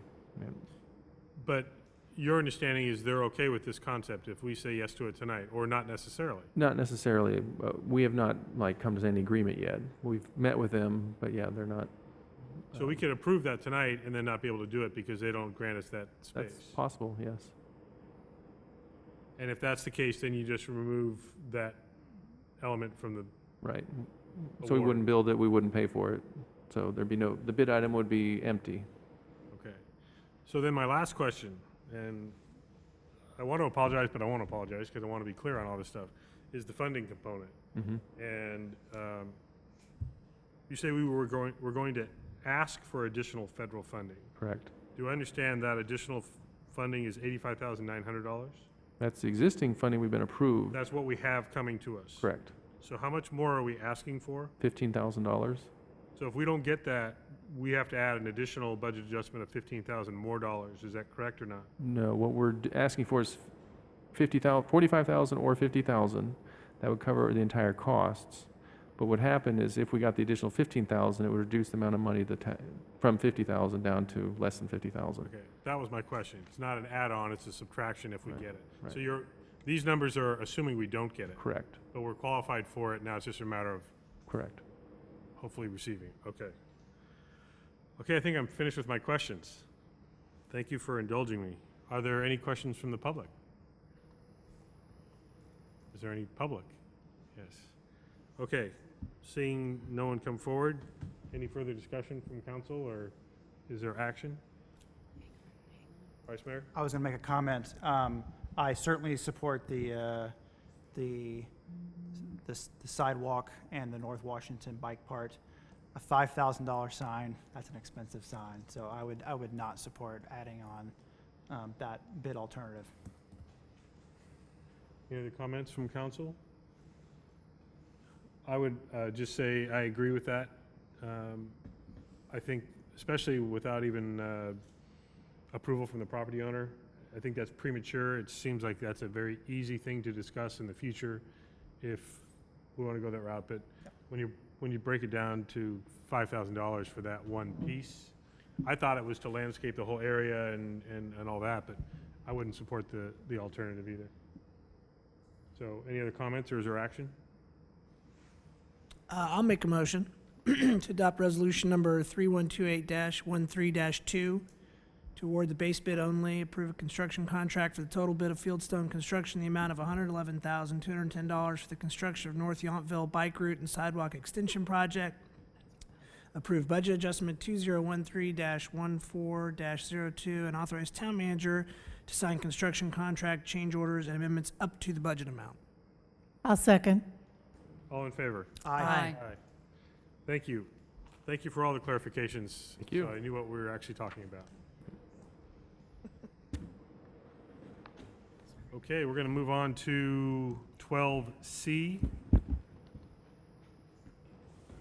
As soon as we figure out if we Technology challenge are all today. powered up. Item 12C, Property Maintenance Workshop. We haven't had a workshop in a long time. I'm so glad we have a workshop again. We know how much you enjoy these. And what we also want to share with everybody is tonight's conversation is meant as a starter, and we're attempting to get some guidance and feedback from the council on a couple areas related to general property maintenance, code enforcement, and some updating as it relates to things such as garbage storage, timeliness and removal of containers, and a variety of stuff. Bob and Sandra have been working on some ideas. We went to the ZDRB, got some feedback. We're also being responsive in some ways to council comments, citizen comments, and even a really interesting inquiry that was featured in the Yountville Sun as an impetus for us taking a look at this.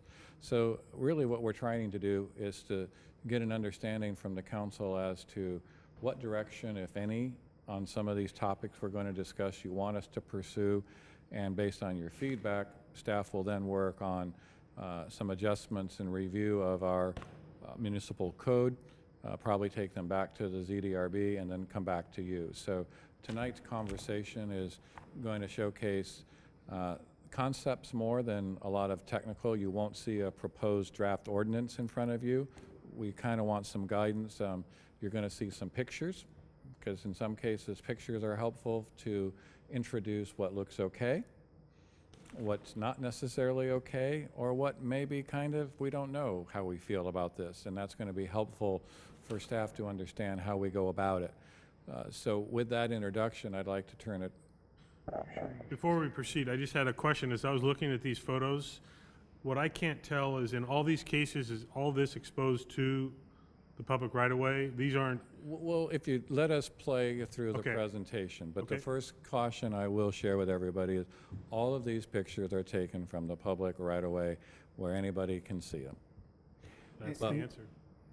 And another cautionary note, Mayor and Town Council, is rather than place addresses to these sites because we may have code enforcement action, I think the photographs are going to speak for themselves, but of course Bob will provide you some narrative comment to them.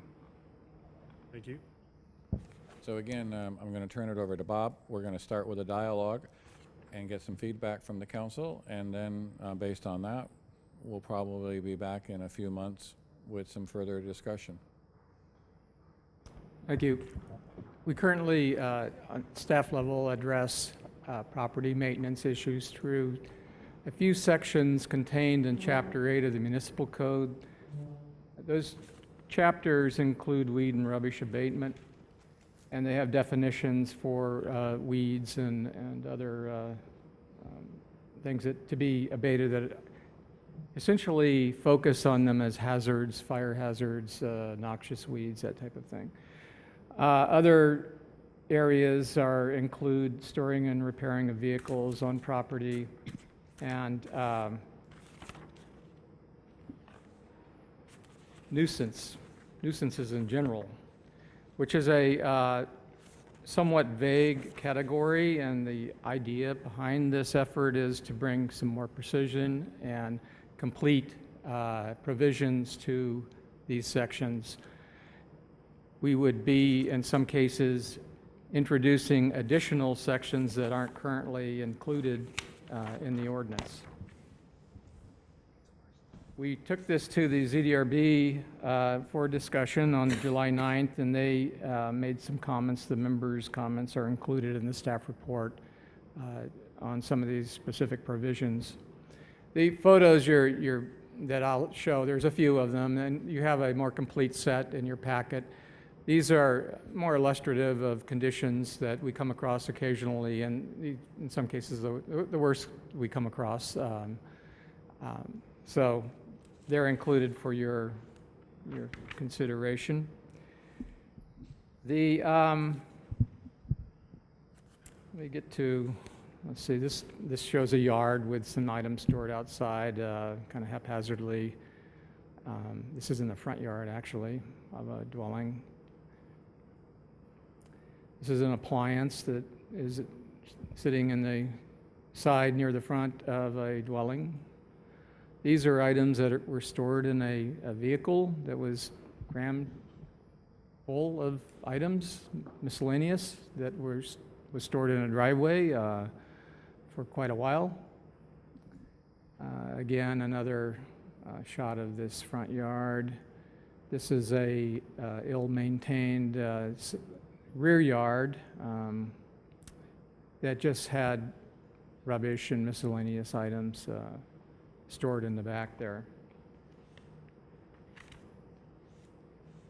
So all of these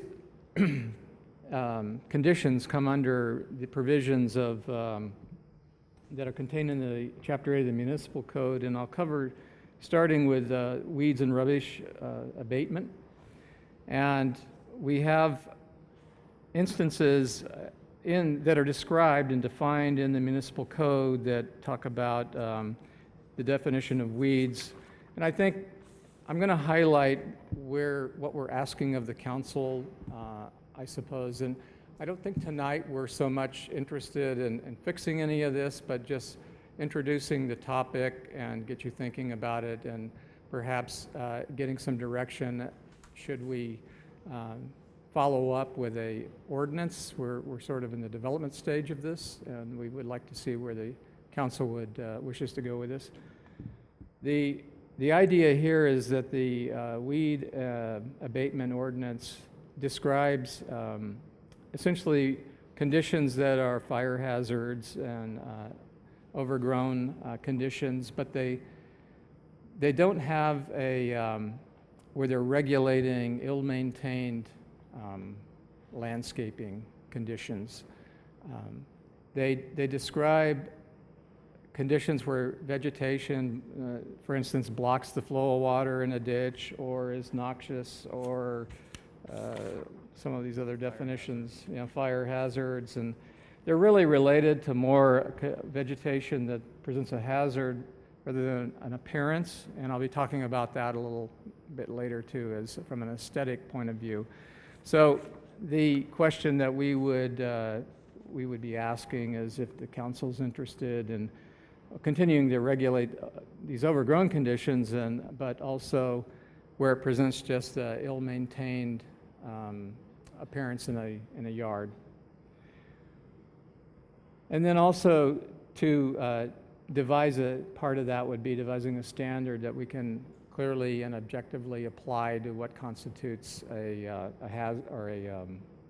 violation of that appearance rather than health hazard or safety hazard.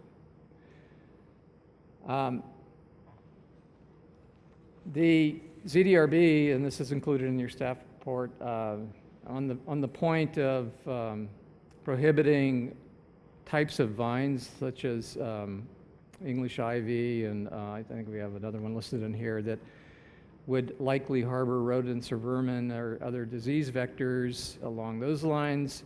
There was a concern by one of the ZDRB members that this could be construed to prohibiting that plant outright, even when it is appropriately maintained as a landscape material, and they would be hesitant to prohibit that material if it were maintained properly. And also, another point along that line is there was a discussion of prohibiting landscaping that has a tendency to depreciate property values in surrounding properties or in the neighborhood, and the appearance of that subject property in the neighborhood. There was another ZDRB member that was concerned that this standard would probably be too vague to define and difficult to enforce. At what point does it become depreciating of the surrounding properties? So related to that is kind of the establishment of a perhaps minimum standard of acceptable landscape maintenance. We've talked a lot at staff level about this, and we perhaps are taking the direction ultimately that we would have types of landscaping that would be prohibited, but otherwise to prevent the really evident disasters, but not necessarily be prescriptive in what you have to have in your yard in terms of a plant palette or that type of thing, and leave that open to the homeowner. Then on the getting into the area of what's covered by our general nuisance ordinance, junk and rubbish, and trying to establish a more objective standard along those lines. We are right now enforcing generally on a complaint basis, but also when staff recognizes a nuisance, we'll pursue it. But it has to do with those that are visible from the public right-of-way as opposed to those that are in a rear yard. And typically those that only come to us by a neighbor that's looking at it or from a second story or whatever. So that would give us the means to enforce that a little more readily if we had something in the ordinance that included rear yard areas. And there may be legal ramifications of how we can come to know that, and but we'll leave that for later. Appliances, toilets, cabinets, and household furnishings or fixtures that are discarded or abandoned. There's a list in the ordinance right now, and we are questioning whether that list is complete enough, and maybe adding additional prohibited items to that list, and also the same question of visible from the right-of-way only, or in the rear yard, side yards as well, where they're not readily apparent from the right-of-way. We took a list that was included in your staff report on page 5 to the ZDRB that included broken or discarded household furnishings, fixtures, appliances, discarded wrecked or inoperable personal effects, all kinds of things, books, magazines, ornamental objects, clothing, discarded or wrecked inoperable machinery or tools. And on that point, there was one member who pointed out that in some cases that could be construed as kind of a folk art when you have a rusted tool or a farm implement that is displayed, and they would not want to prohibit the possibility to do that as a landscape feature. Stacking and storage of boxes, cartons, salvage materials, scrap metal, construction materials that are stockpiled. So those are all suggestions of additional categories. And then on a couple of fronts there were, well, in this case, a new notion of garbage and recycling and green waste containers, the toters that are placed out for garbage pickup and recycling pickup, and the duration of how long those can remain out without being put away. We don't have a code section that applies to that currently.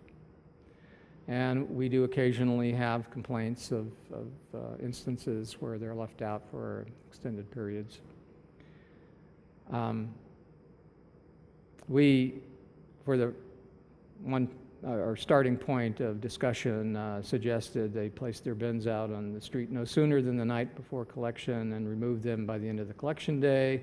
And then there were ZDR members, or in the discussion at the ZDRB, there were comments made about the problem that short, relatively short time frame presents to second homeowners and people that work and can't immediately get them in the next day. And they in general felt that was too restrictive a time frame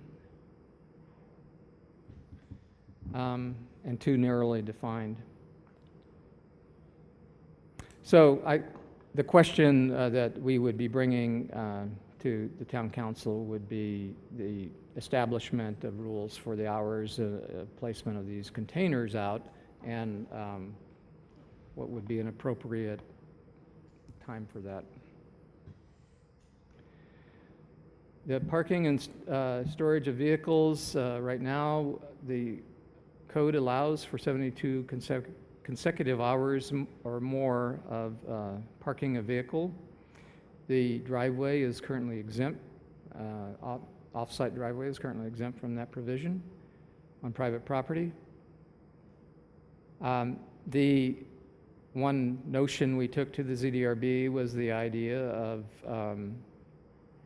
prohibiting that or extending that restriction to private driveway. They were not generally in favor of that. And I think, though, they were converging on a solution where that would address the extended parking of inoperable vehicles that weren't registered or had flat tires, something along those lines, rather than a registered operable vehicle. The parking and storage of vehicles in a rear yard, that was also brought up. Currently, the rules in the municipal code do not prohibit that. So the suggestion was that we include language that the storage of abandoned, inoperative, wrecked, or dismantled vehicles, trailers, boats, or campers, or other motor vehicles of any kind on private property is prohibited.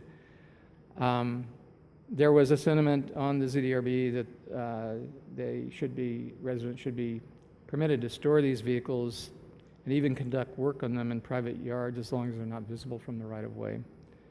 And there was an objection by one member of prohibiting them when it applied to fenced rear yards or backyards. So here, the question that's open for discussion is by the council. Should this be updated? The issue of driveways, how long you can park on a private driveway, and store or work on a vehicle in the backyard of a property, private property. So those are the points we're working on so far. Related to all of this is the landscape standard, which we won't get into tonight, of what acceptable minimum perhaps would be, aside from it being maintained as a nuisance due to its condition. But that, we'll save that for another discussion. But those are the points that we discussed with the ZDRB and are bringing to the council for your discussion and comment. Okay, any questions about the report? I know it's going to be a little bit more like a workshop, so it won't be quite as structured as questions. Councilmember Mueller and then Dornbeck. Well, I certainly understand that this was a combination of an article that was written in the Yountville Sun and maybe some phone calls to staff.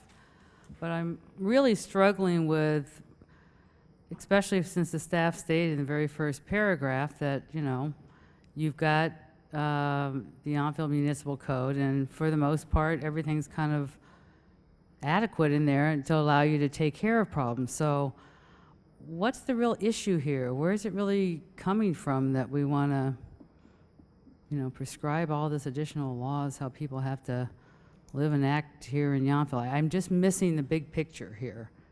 Where is this really coming from, and what's the real issue?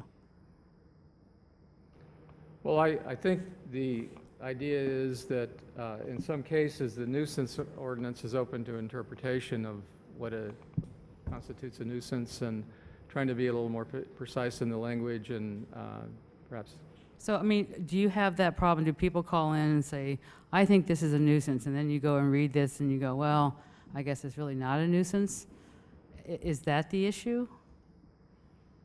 I think it's the general tenor is headed towards a perhaps a clearer to the residents understanding of what maintained property at a minimum level is per the ordinance, and placing that in the ordinance.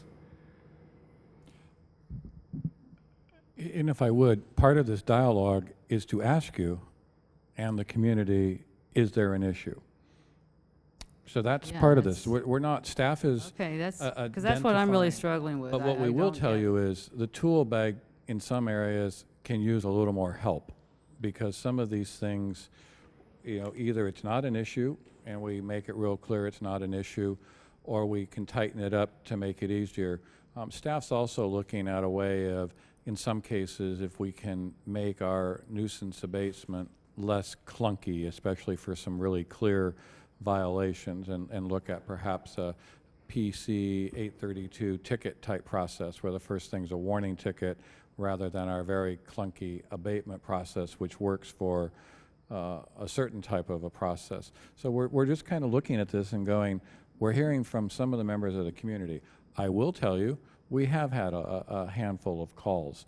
We have had discussions with certain property owners that have complained about adjacent property, some of which the property owners are not happy with staff's interpretation that based on the current municipal code, while that may not be how they maintain their yard, there's nothing in a code violation sense wrong with how their neighbor is maintaining it.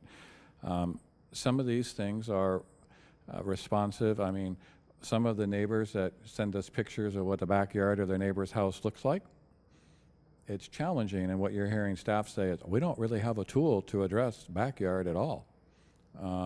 So it's just, that's where this is, but this really is, if at the end of the day you tell us there's nothing wrong, deal with it, buck up, deal with the municipal code, staff will do that. But we do think there is an opportunity to provide a little better clarity and guidance in some of these areas, and you may tell us we're not interested in regulating garbage cans, so don't even go there. Yeah, that's kind of the, we don't know what your sensing is, and that's why we're doing it in a workshop. Okay, thanks. Councilmember Dornbecker? Yes, thanks. I was wondering, in the existing ordinances, what are the enforcements and the consequences for the existing descriptions of these offenses? I'll take a opportunity to respond to that. Mr. Mayor, members of the Town Council, you know, if you recall, we did a rather lengthy, comprehensive revamping of our code enforcement process. That's in place and functioning well.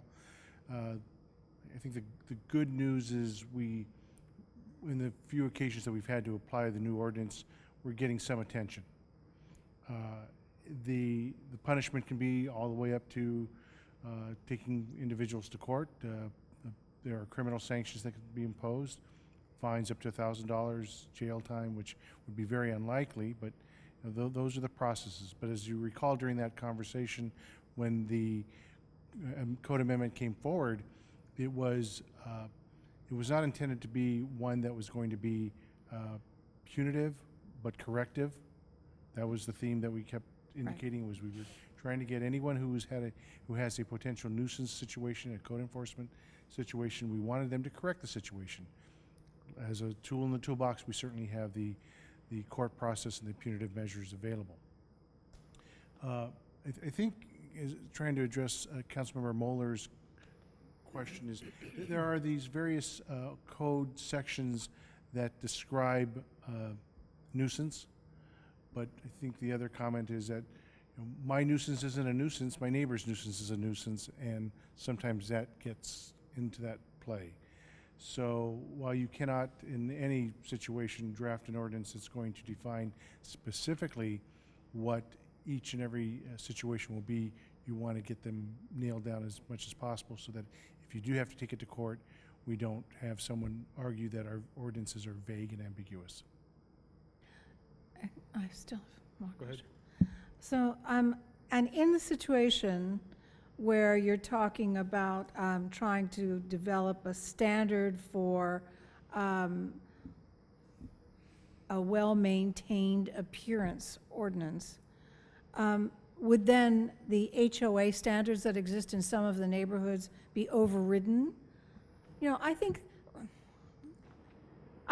that we're in danger of major overreach in some of these areas, and I'm very uncomfortable. I read the whole report, and I have to say that in what some of the ZDRB members said, I agree with. I think, you know, if it's in the line of sight of the public and on, you know, from the public right-of-way, and it's garbage, it's all defined already in the code, I think those things need to be, you know,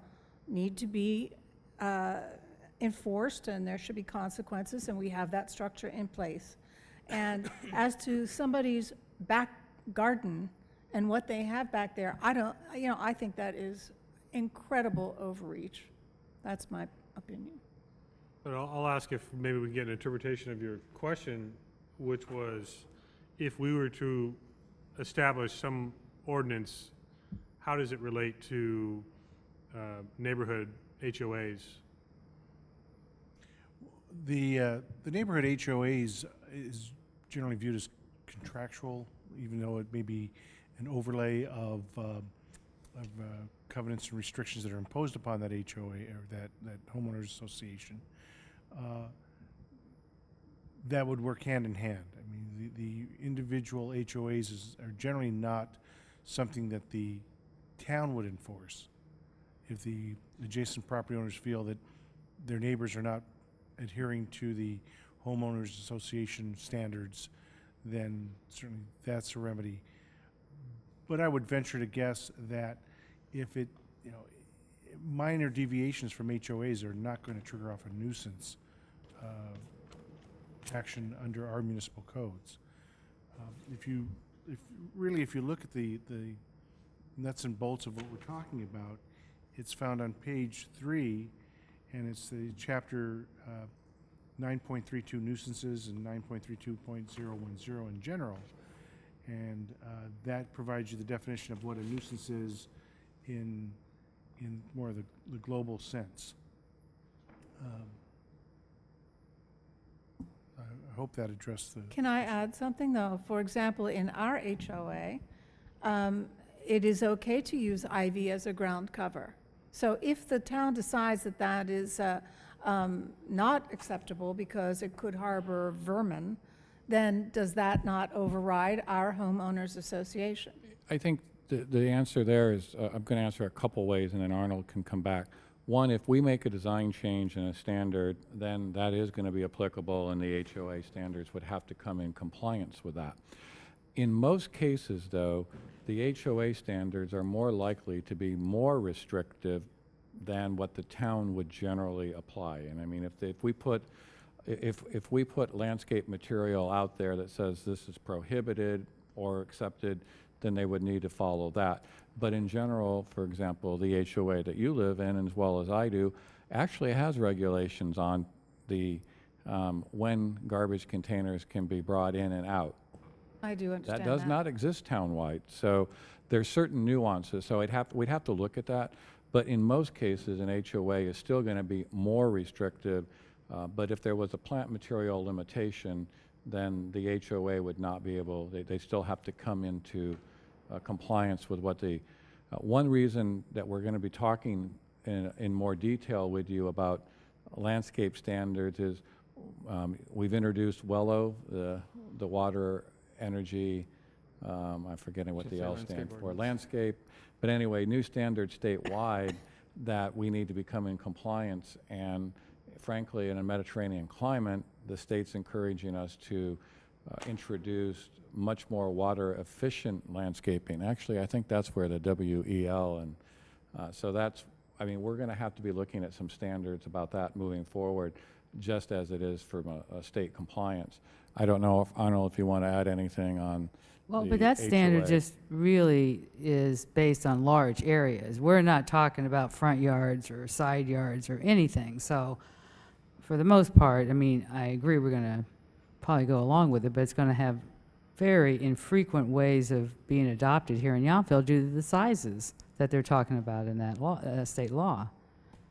You know, in compliance, and I would totally agree with Steve that generally speaking, an HOA standards are going to be more restrictive than what we'd find within definition of code. You know, and the enforcement proceeding of nuisances and code abatement and code enforcement, you know, again, that's oftentimes in the eye of the beholder. But we're trying to, you know, that's why it's here for you tonight, just to see if there are certain specific areas that the town council is wanting staff to look at specifically. So let me ask a clarification, if I can, from any of staff that this applies to. Are you saying that the existing language doesn't have enough teeth for an abandoned appliance on the side of somebody's house, or a clearly abandoned vehicle in a driveway? Or are you saying the more nuanced issues of what is considered, you know, proper appearance versus a safety hazard? I mean, because I think we can narrow this conversation down. It's unlikely any of us are going to disagree that storing, you know, rusty appliances in your front yard is not exactly what we'd like to see in town. And I think to answer your question, and Bob will, some of the provisions we don't, I mean, the code is really clear. So if somebody throws a microwave oven and leaves it in the front yard, we don't really, I mean, that's a code violation. We need to go out and do enforcement. So I don't want to give you the impression that we don't have certain tools. But I also agree with your comment that some of this is nuance and adding a few more things. I mean,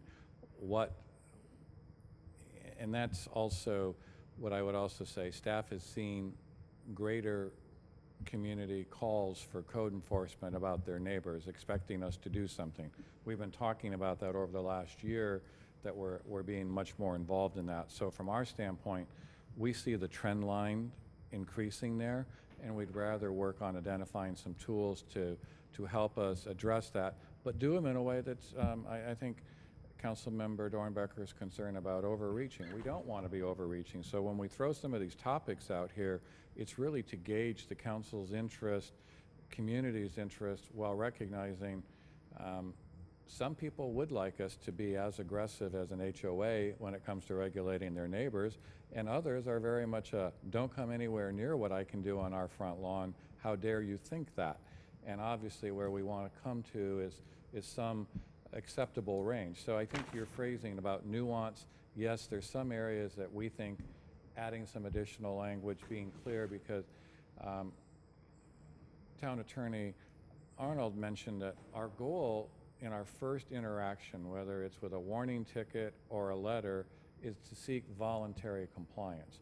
What staff is realizing right now is, and I'll use the simple, let's say somebody has put a couch on the side yard. Right now, our process would be, we write them a letter saying, hey, we got a picture of your couch, please do it. They can take up to 60 days in our process before we move in, and it's a very time-consuming, letter-driven process that, and we're looking at in some cases, can we improve and streamline that? So it's a combination of things, but again, getting a gauge from you, you know, if these things aren't an issue, you tell us, or if there's some consensus on how far you want to go or where not, that's what we'll work on. Okay, Vice Could Mayor? I add to that? Yeah, go ahead. Go ahead, and then we'll have the Vice Mayor Okay. comment. If, consider the photo and the illustration up there, condition of a yard. The nuisance ordinance currently says that conditions which shall constitute a nuisance include, but are not limited to, the following: accumulation of junk, rubbish, waste, refuse, or other material of unsightly or unhealthy nature in which may endanger or injure property, neighboring property, or the health and welfare of the residents. So we've got to make the determination that perhaps it's endangering the health and welfare of the residents of the vicinity, or injuring neighboring properties. This is out of staff determination. And you go talk to someone, perhaps they're going to say, those are my kids' toys. What's the problem? We're trying to get a little more definition to that, a little more precision in the language. Okay. Vice Mayor? A couple of comments, okay? Yeah. Okay, sure. So I've heard two things, and your question had to do with the enforcement mechanisms, because there are certain situations that I know of in town where I think the real question is, we have some definitions, they fit or they don't fit. This would be a gray area, in my opinion, as someone with kids who dumps their bikes in the front yard. It's not my house. But if it is too long of a process for neighbors to see, this is going to take 90 days, 120 days, then I think that is a very different conversation, and we would probably find, at least I would certainly support, streamlining that process, making it more straightforward. Of course, give people a fair ability to make a change. I guess the thing is, I do want to have some level of understanding of, I certainly have no neighbors that I have any problems with whatsoever. I'm probably more of a problem than they are. But the situation of somebody taking literally junk, inoperable trucks or cars or whatever, a boat that clearly is not going to work, and sticking it in their backyard, that is different to me than saying you bought orange umbrellas and stuck them in the back and I think they're ugly. And so I think that piece, when I look through some of these nuisances, whether they're really having an impact on somebody else's, we always call it use and enjoyment, which is always tough to define as well, but it's impacting other people's lives versus I walk by and I do not like your front yard. That is the difference. And I know, I know people in town that none of us are thinking of right now that are going to, if we go too far on this, then we're going to be starting writing letters to that nobody intended. So I do think that caution and not having a culture in this town of, I have the right to tell you that I don't like what I see and the government's going to do something about it on my behalf. I don't personally want to encourage that too much. And I think most HOAs are oppressive, and I'm not sure I like the result. So if there's an enforcement problem of what we have, which you sort of insinuated, we may be able to address that issue very quickly versus how are we going to start coming up with all these definitions of whether that may all be operable equipment we're looking at on that screen. I don't know. Yeah, Councilmember Hall? Yes, and I want to just make I don't know, can you hear me?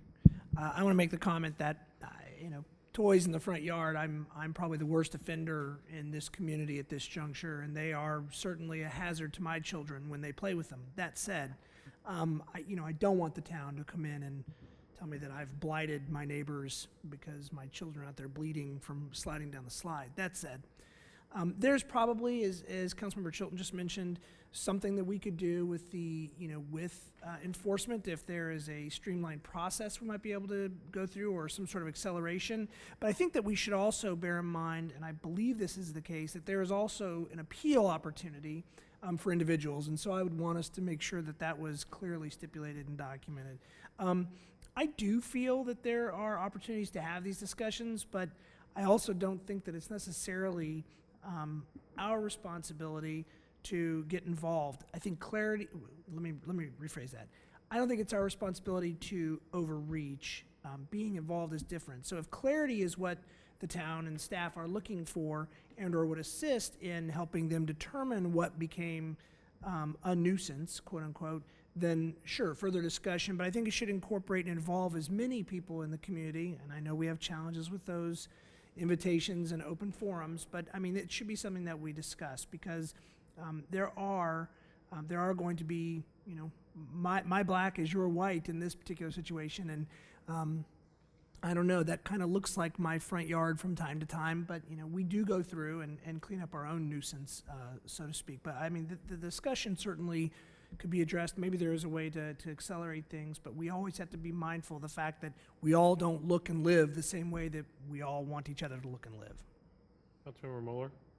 I think I'm going to, you know, pretty much go back to my original statement. I'm still a little puzzled. I've heard a lot of, and I appreciate everything that staff has said, and I know you do have to deal with these phone calls from people, but yeah, I think two things come to mind that when we all go around Yountville, when the tourists and the guests come, the one thing that we hear all the time is just how beautiful and quaint this town is. It's almost like a broken record.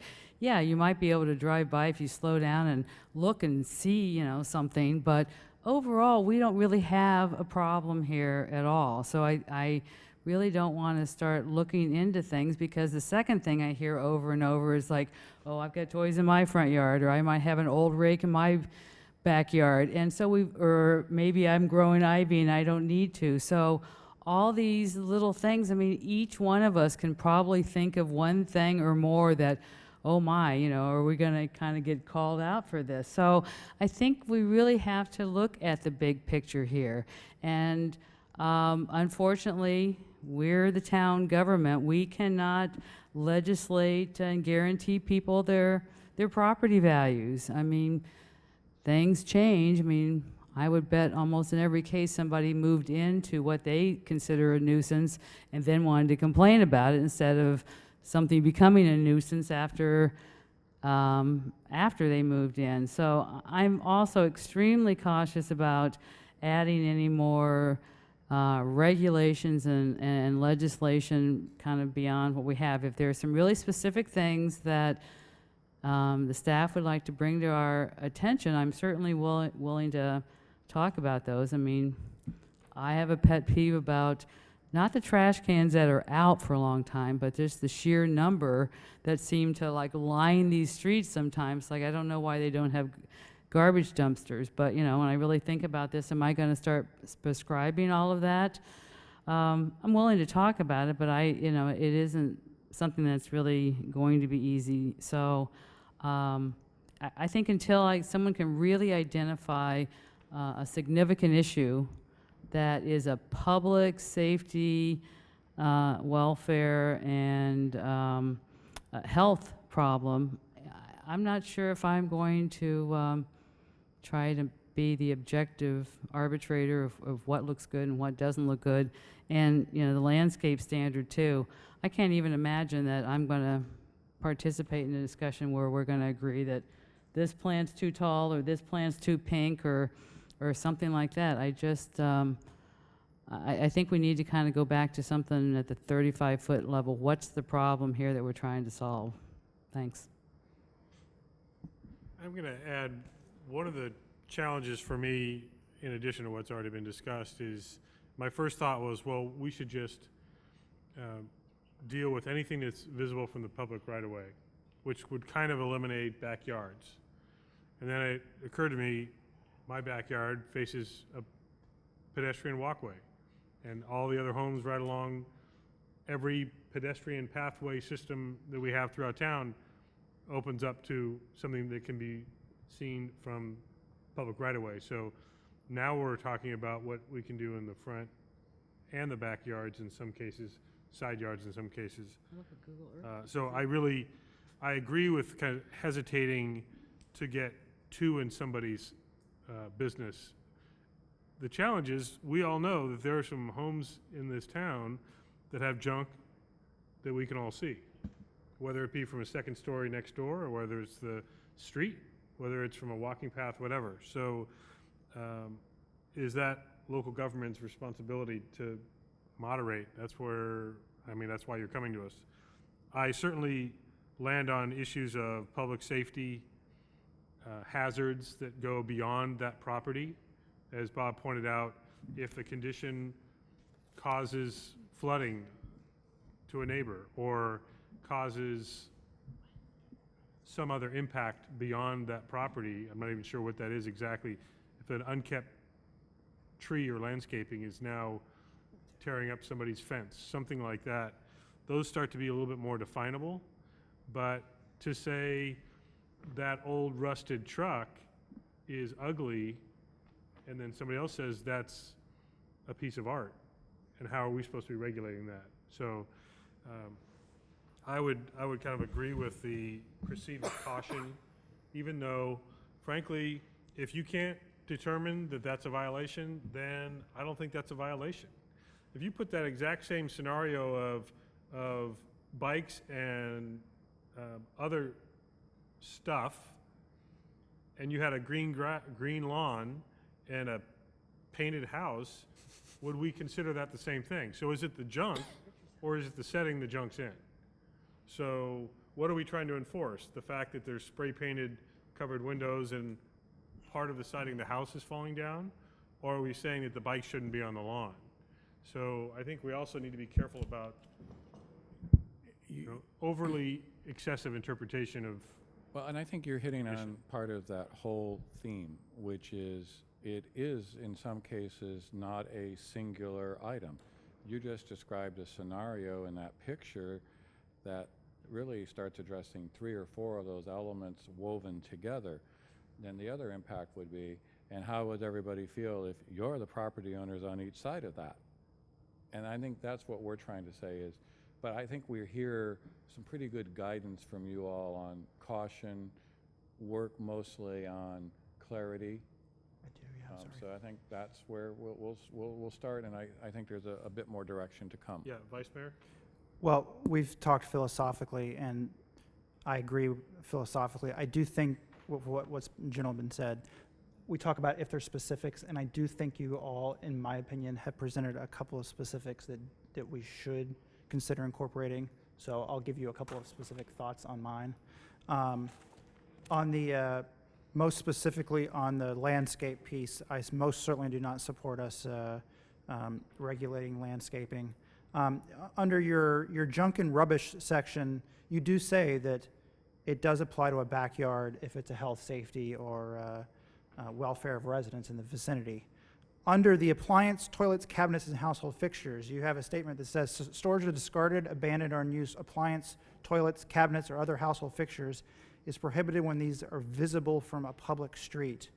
And the consideration is whether they should apply if they're visible from the public right-of-way or visible from a backyard. And I do think those kind of things that are what I would consider to be unoperable junk, I do say that if you have somebody and they've got in their backyard, a toilet, an old rusted out refrigerator, I'm not sure that that's the proper place to store that kind of thing. So I personally do support looking at some of those.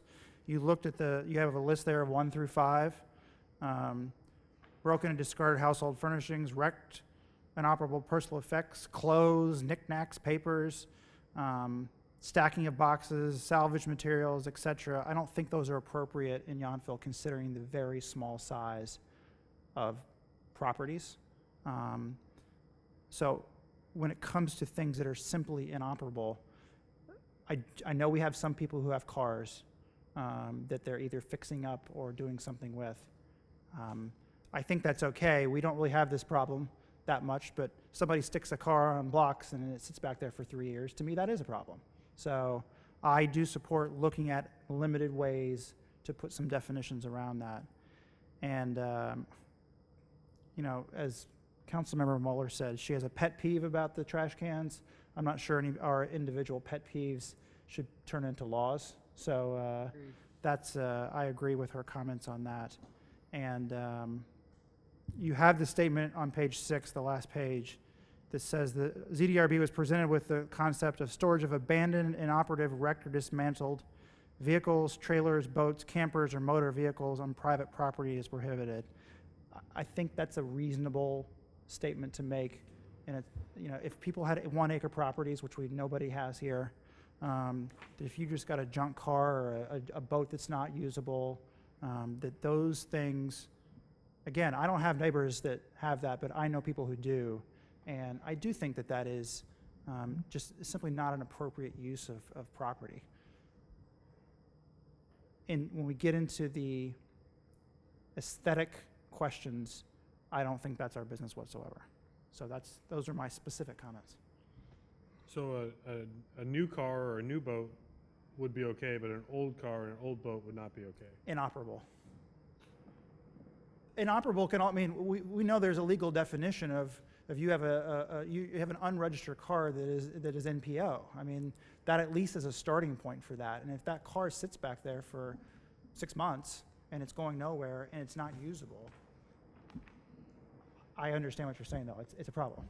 Yeah. It just gets, even what seems obvious that can be defined isn't obvious sometimes. But I think that there are a couple, and only a couple, egregious situations that we don't want to spill into nitpicking everybody's lives, but there are a couple of egregious situations which I think residents and town staff legitimately should have a couple of tools to use. And maybe, in my opinion, getting over specific is a problem in some cases, because then it limits it so much where you can go and if that person says, you know what, I disagree with that, and here's the reasons, then hopefully we can have a rational dialogue as adults. Well, I think in one of those photos, Bob, did you show the backyard that had like paint cans or something like that? There it is. Now you're starting to talk about a public safety issue and a health hazard. And front yard, side yard, or backyard, that's unacceptable when that could potentially injure or destroy other people's property or lives. And I think that clearly would trigger, a violation. Just as an example, but I do think we have to be careful to not over-define, as the Vice Mayor was just saying, and have those unintended consequences. When somebody has an additional car, because as so many people do these days, don't use their garages to park their vehicles, and that is the 3rd or 4th car for the household, and it doesn't get used very often, are we going to set the limit on how many days you can have a vehicle in your own driveway? I don't know that. I don't think that's where we want to go. No. It's one of those, we think we know it when we see it, but it's hard to define. Well, to the point about cars, I mean, I can certainly see, everyone has different hobbies. Somebody might have a hobby car in the back that they're going to restore. Are we going to say, nope, that's really not allowed here? And that they could certainly make that case. I mean, if it's something that's like, no, I really mean to get rid of that car someday or something, well, we can certainly encourage that. But if it's something that, takes a long time on eBay to find these rare parts for something that some muscle car you're always going to do, that's where it gets to be a bit of a fine line. But I also think that's, as Councilmember Hall brought up, there is an appeal process.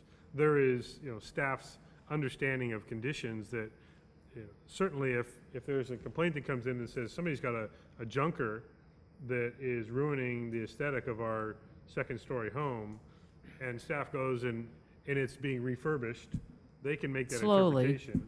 But I mean, if it's not the inoperable safety hazard or that type of thing, maybe there is administrative decision-making that could happen to say, you may not like the fact that it's there, but it's not triggering those violations that we're looking at.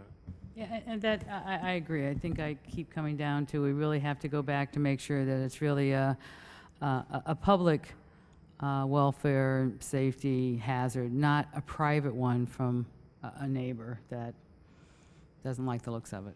Any other feedback from council, or have we talked this one through sufficiently? Yes. Public. I always, as always, invite the public to comment if she would like to. There's 2. With that, is that the initial direction staff is looking for? Well, I'm just saying this is helpful because, this issue is not an easy one to digest, and I think staff is very concerned on a number of fronts. And I think you have given us some guidance, and in the next few months, we'll work on trying to identify some areas where we can tighten the definitions that make sense, look at our process, and go slow. And I appreciate, I'm sure the entire council appreciates the feedback from ZDRB, because they brought up some issues that I would not have thought of, frankly, about those unintended consequences. So that was some good feedback that they provided as well. Okay, moving on to staff informational reports. We don't have any documentation on this, but do we have anything, PED taxi cab ordinance? What I want to let the council know is over the last 6 months, staff has received 3 inquiries about operating a taxi cab or something. And it may come as a complete shock to you, but when I talk about looking at our tool bag, we do not have any tool to regulate the taxi or pedicab industry. So I'm going to be working with the town attorney's office on developing a process.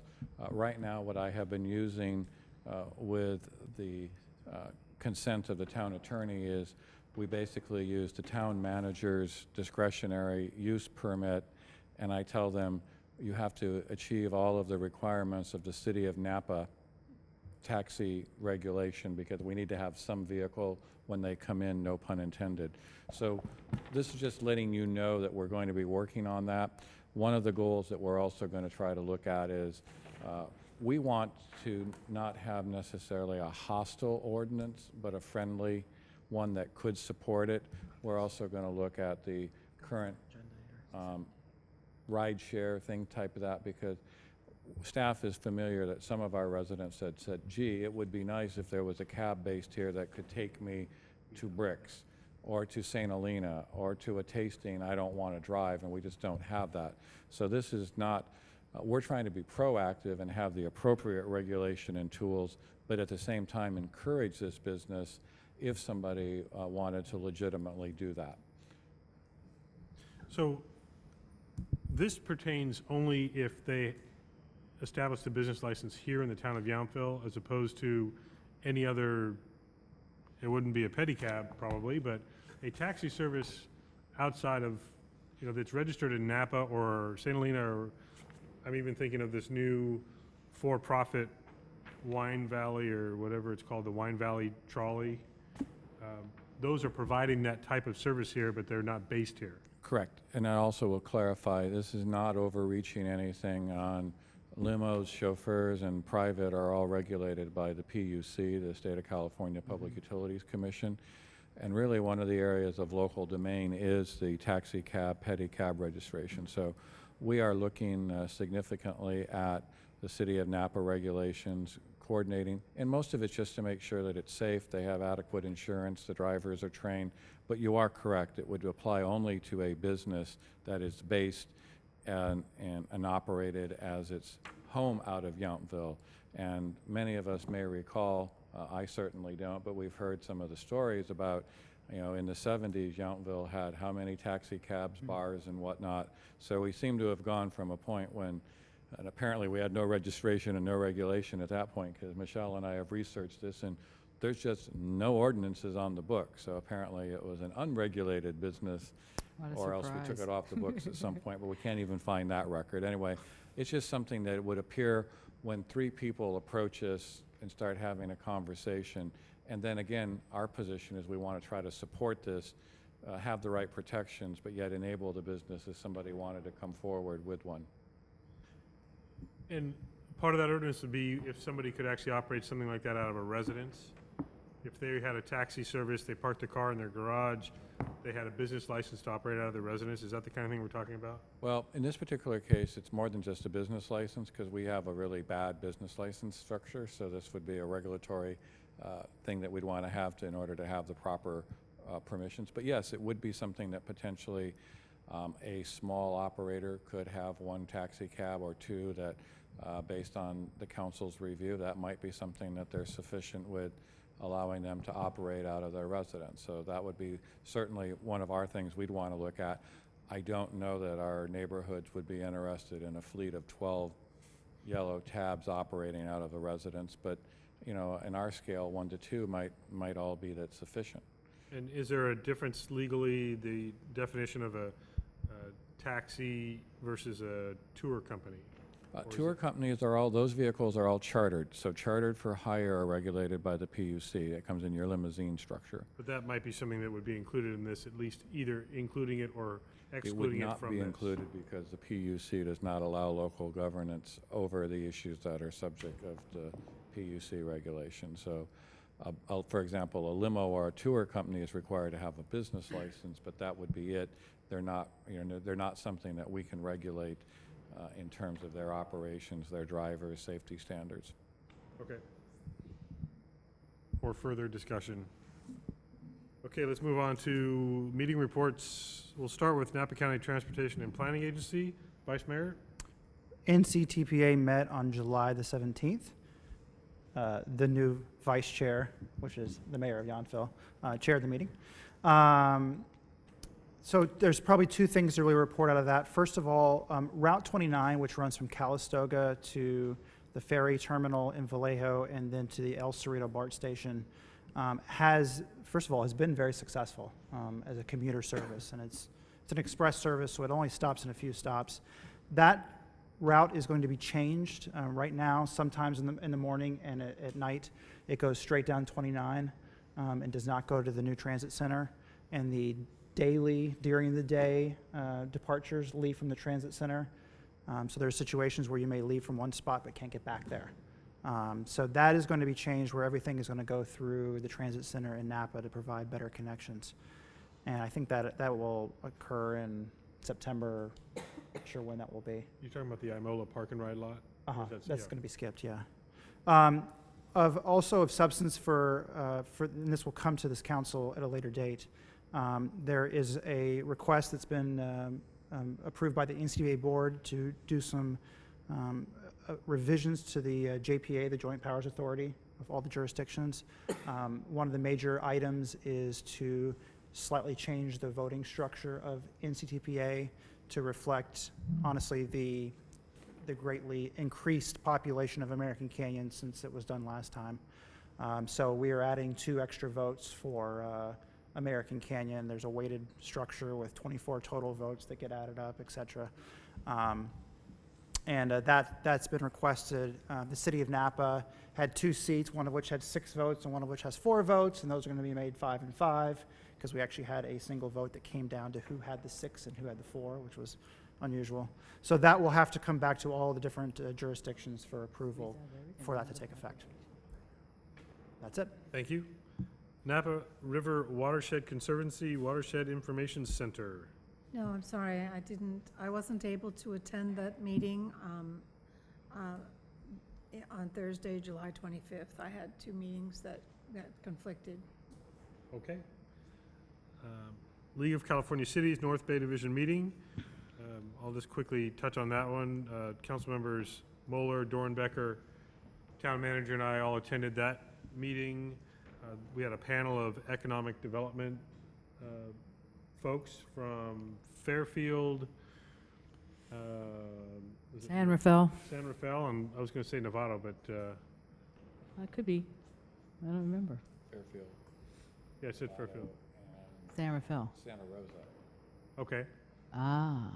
It was Novato, not San Rafael, yeah, okay. Yeah, so there was an interesting dialogue about courting economic development opportunities, especially those cities that need to figure out something after redevelopment funding has disappeared. That was held out in Petaluma.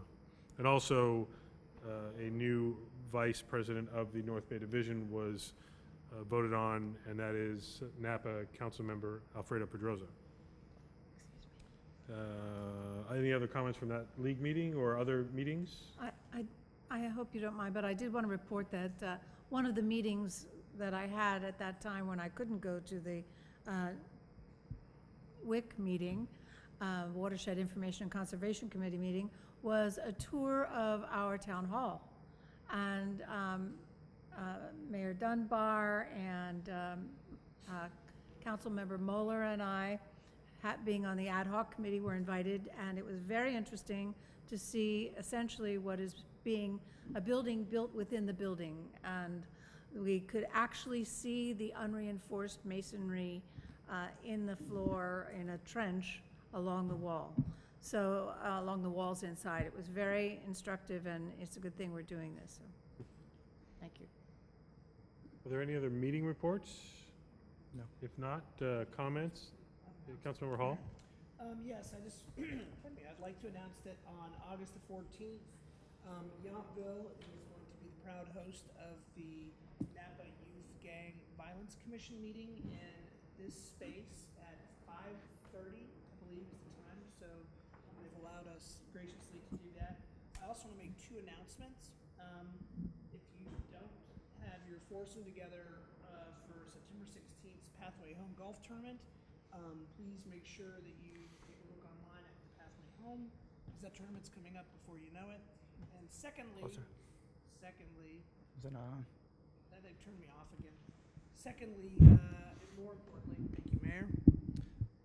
So that's the Pathway Home Tournament on the 16th of September. And secondly, equally as important, on October the 12th is the annual, now the second time that we will be hosting the Yountville School Foundation Texas Hold'em Tournament. So get that in your calendars if you don't have them yet.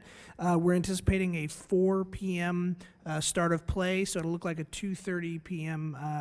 Come in and do the clinic and have a good time. So thank you. That clinic last year was completely worthless as far as I was concerned. Because you knew it all. That's right. I've got Councilmember Mueller?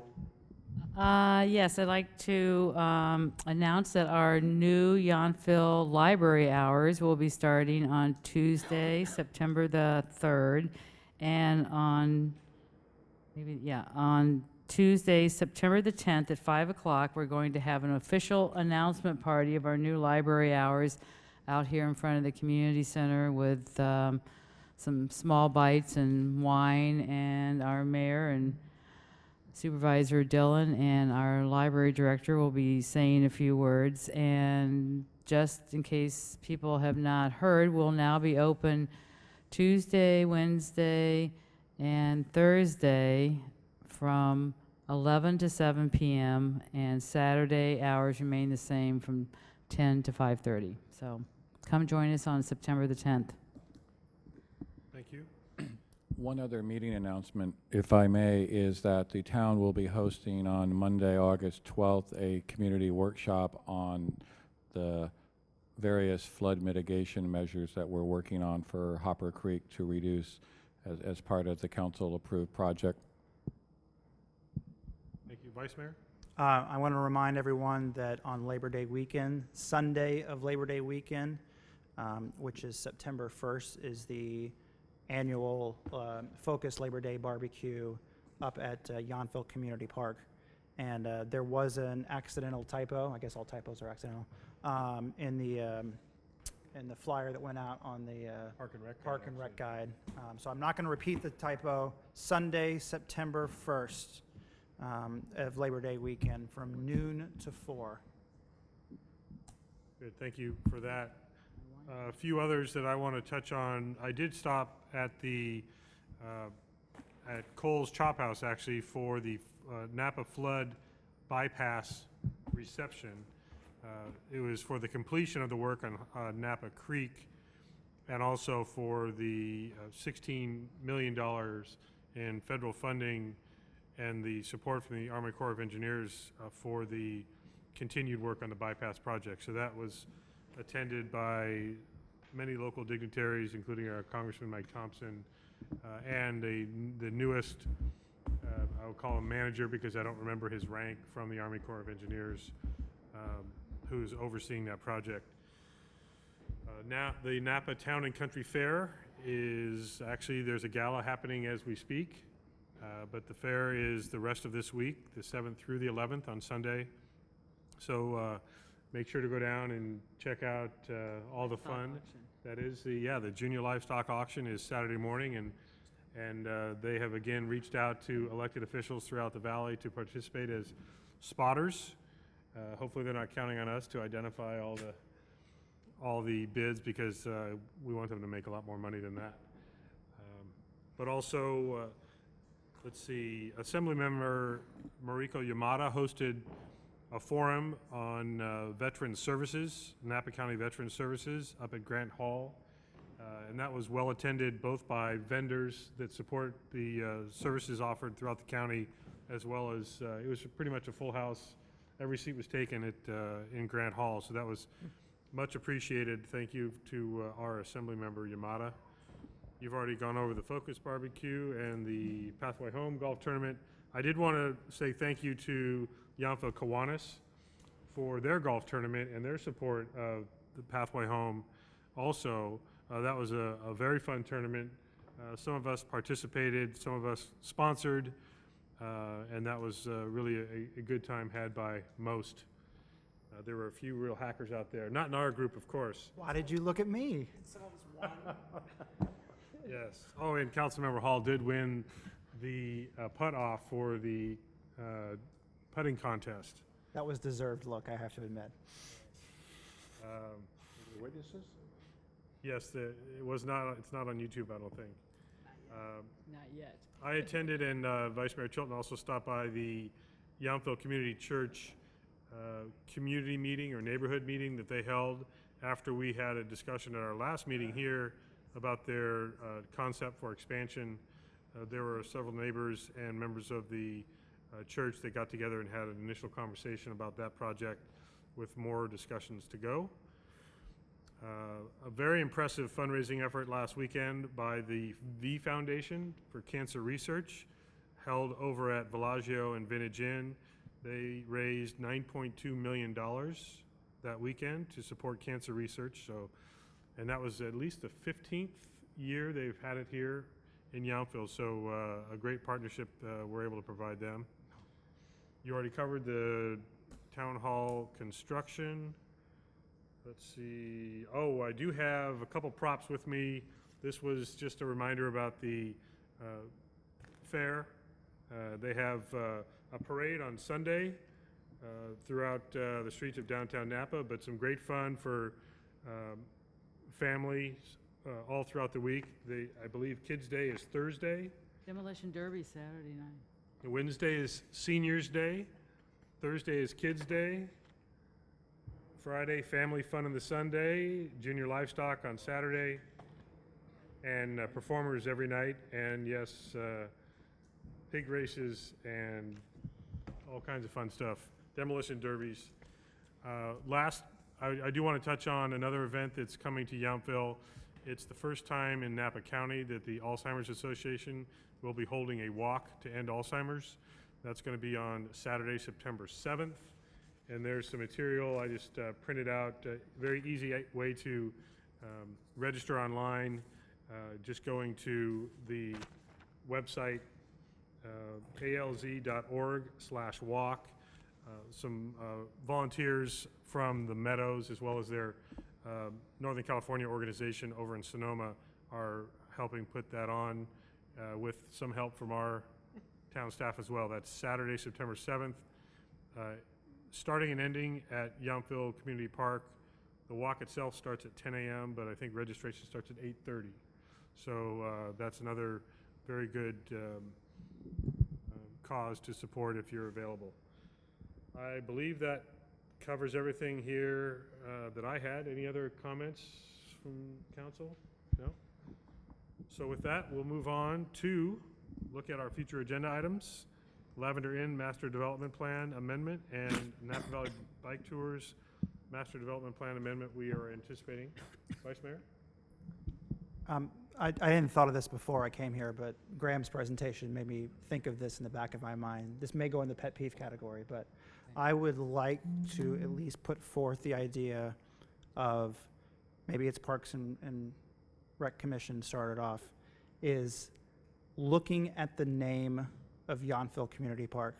Because tonight we called it Yountville Community Park, Yountville Park, Community Park. You slipped up and called it Washington Park, which was Washington Square. My kids call it the big park. I see it listed in things as Yountville North Park or the North Park because nobody knows where Yountville Park is. And nobody ever questions Vandeleur Park, and really Veterans Park is pretty well established. So I think it would be great to get the community involved and see if we could, if there's interest of a process to come up with a more unique name for that park that is more recognizable and people know where we're talking about.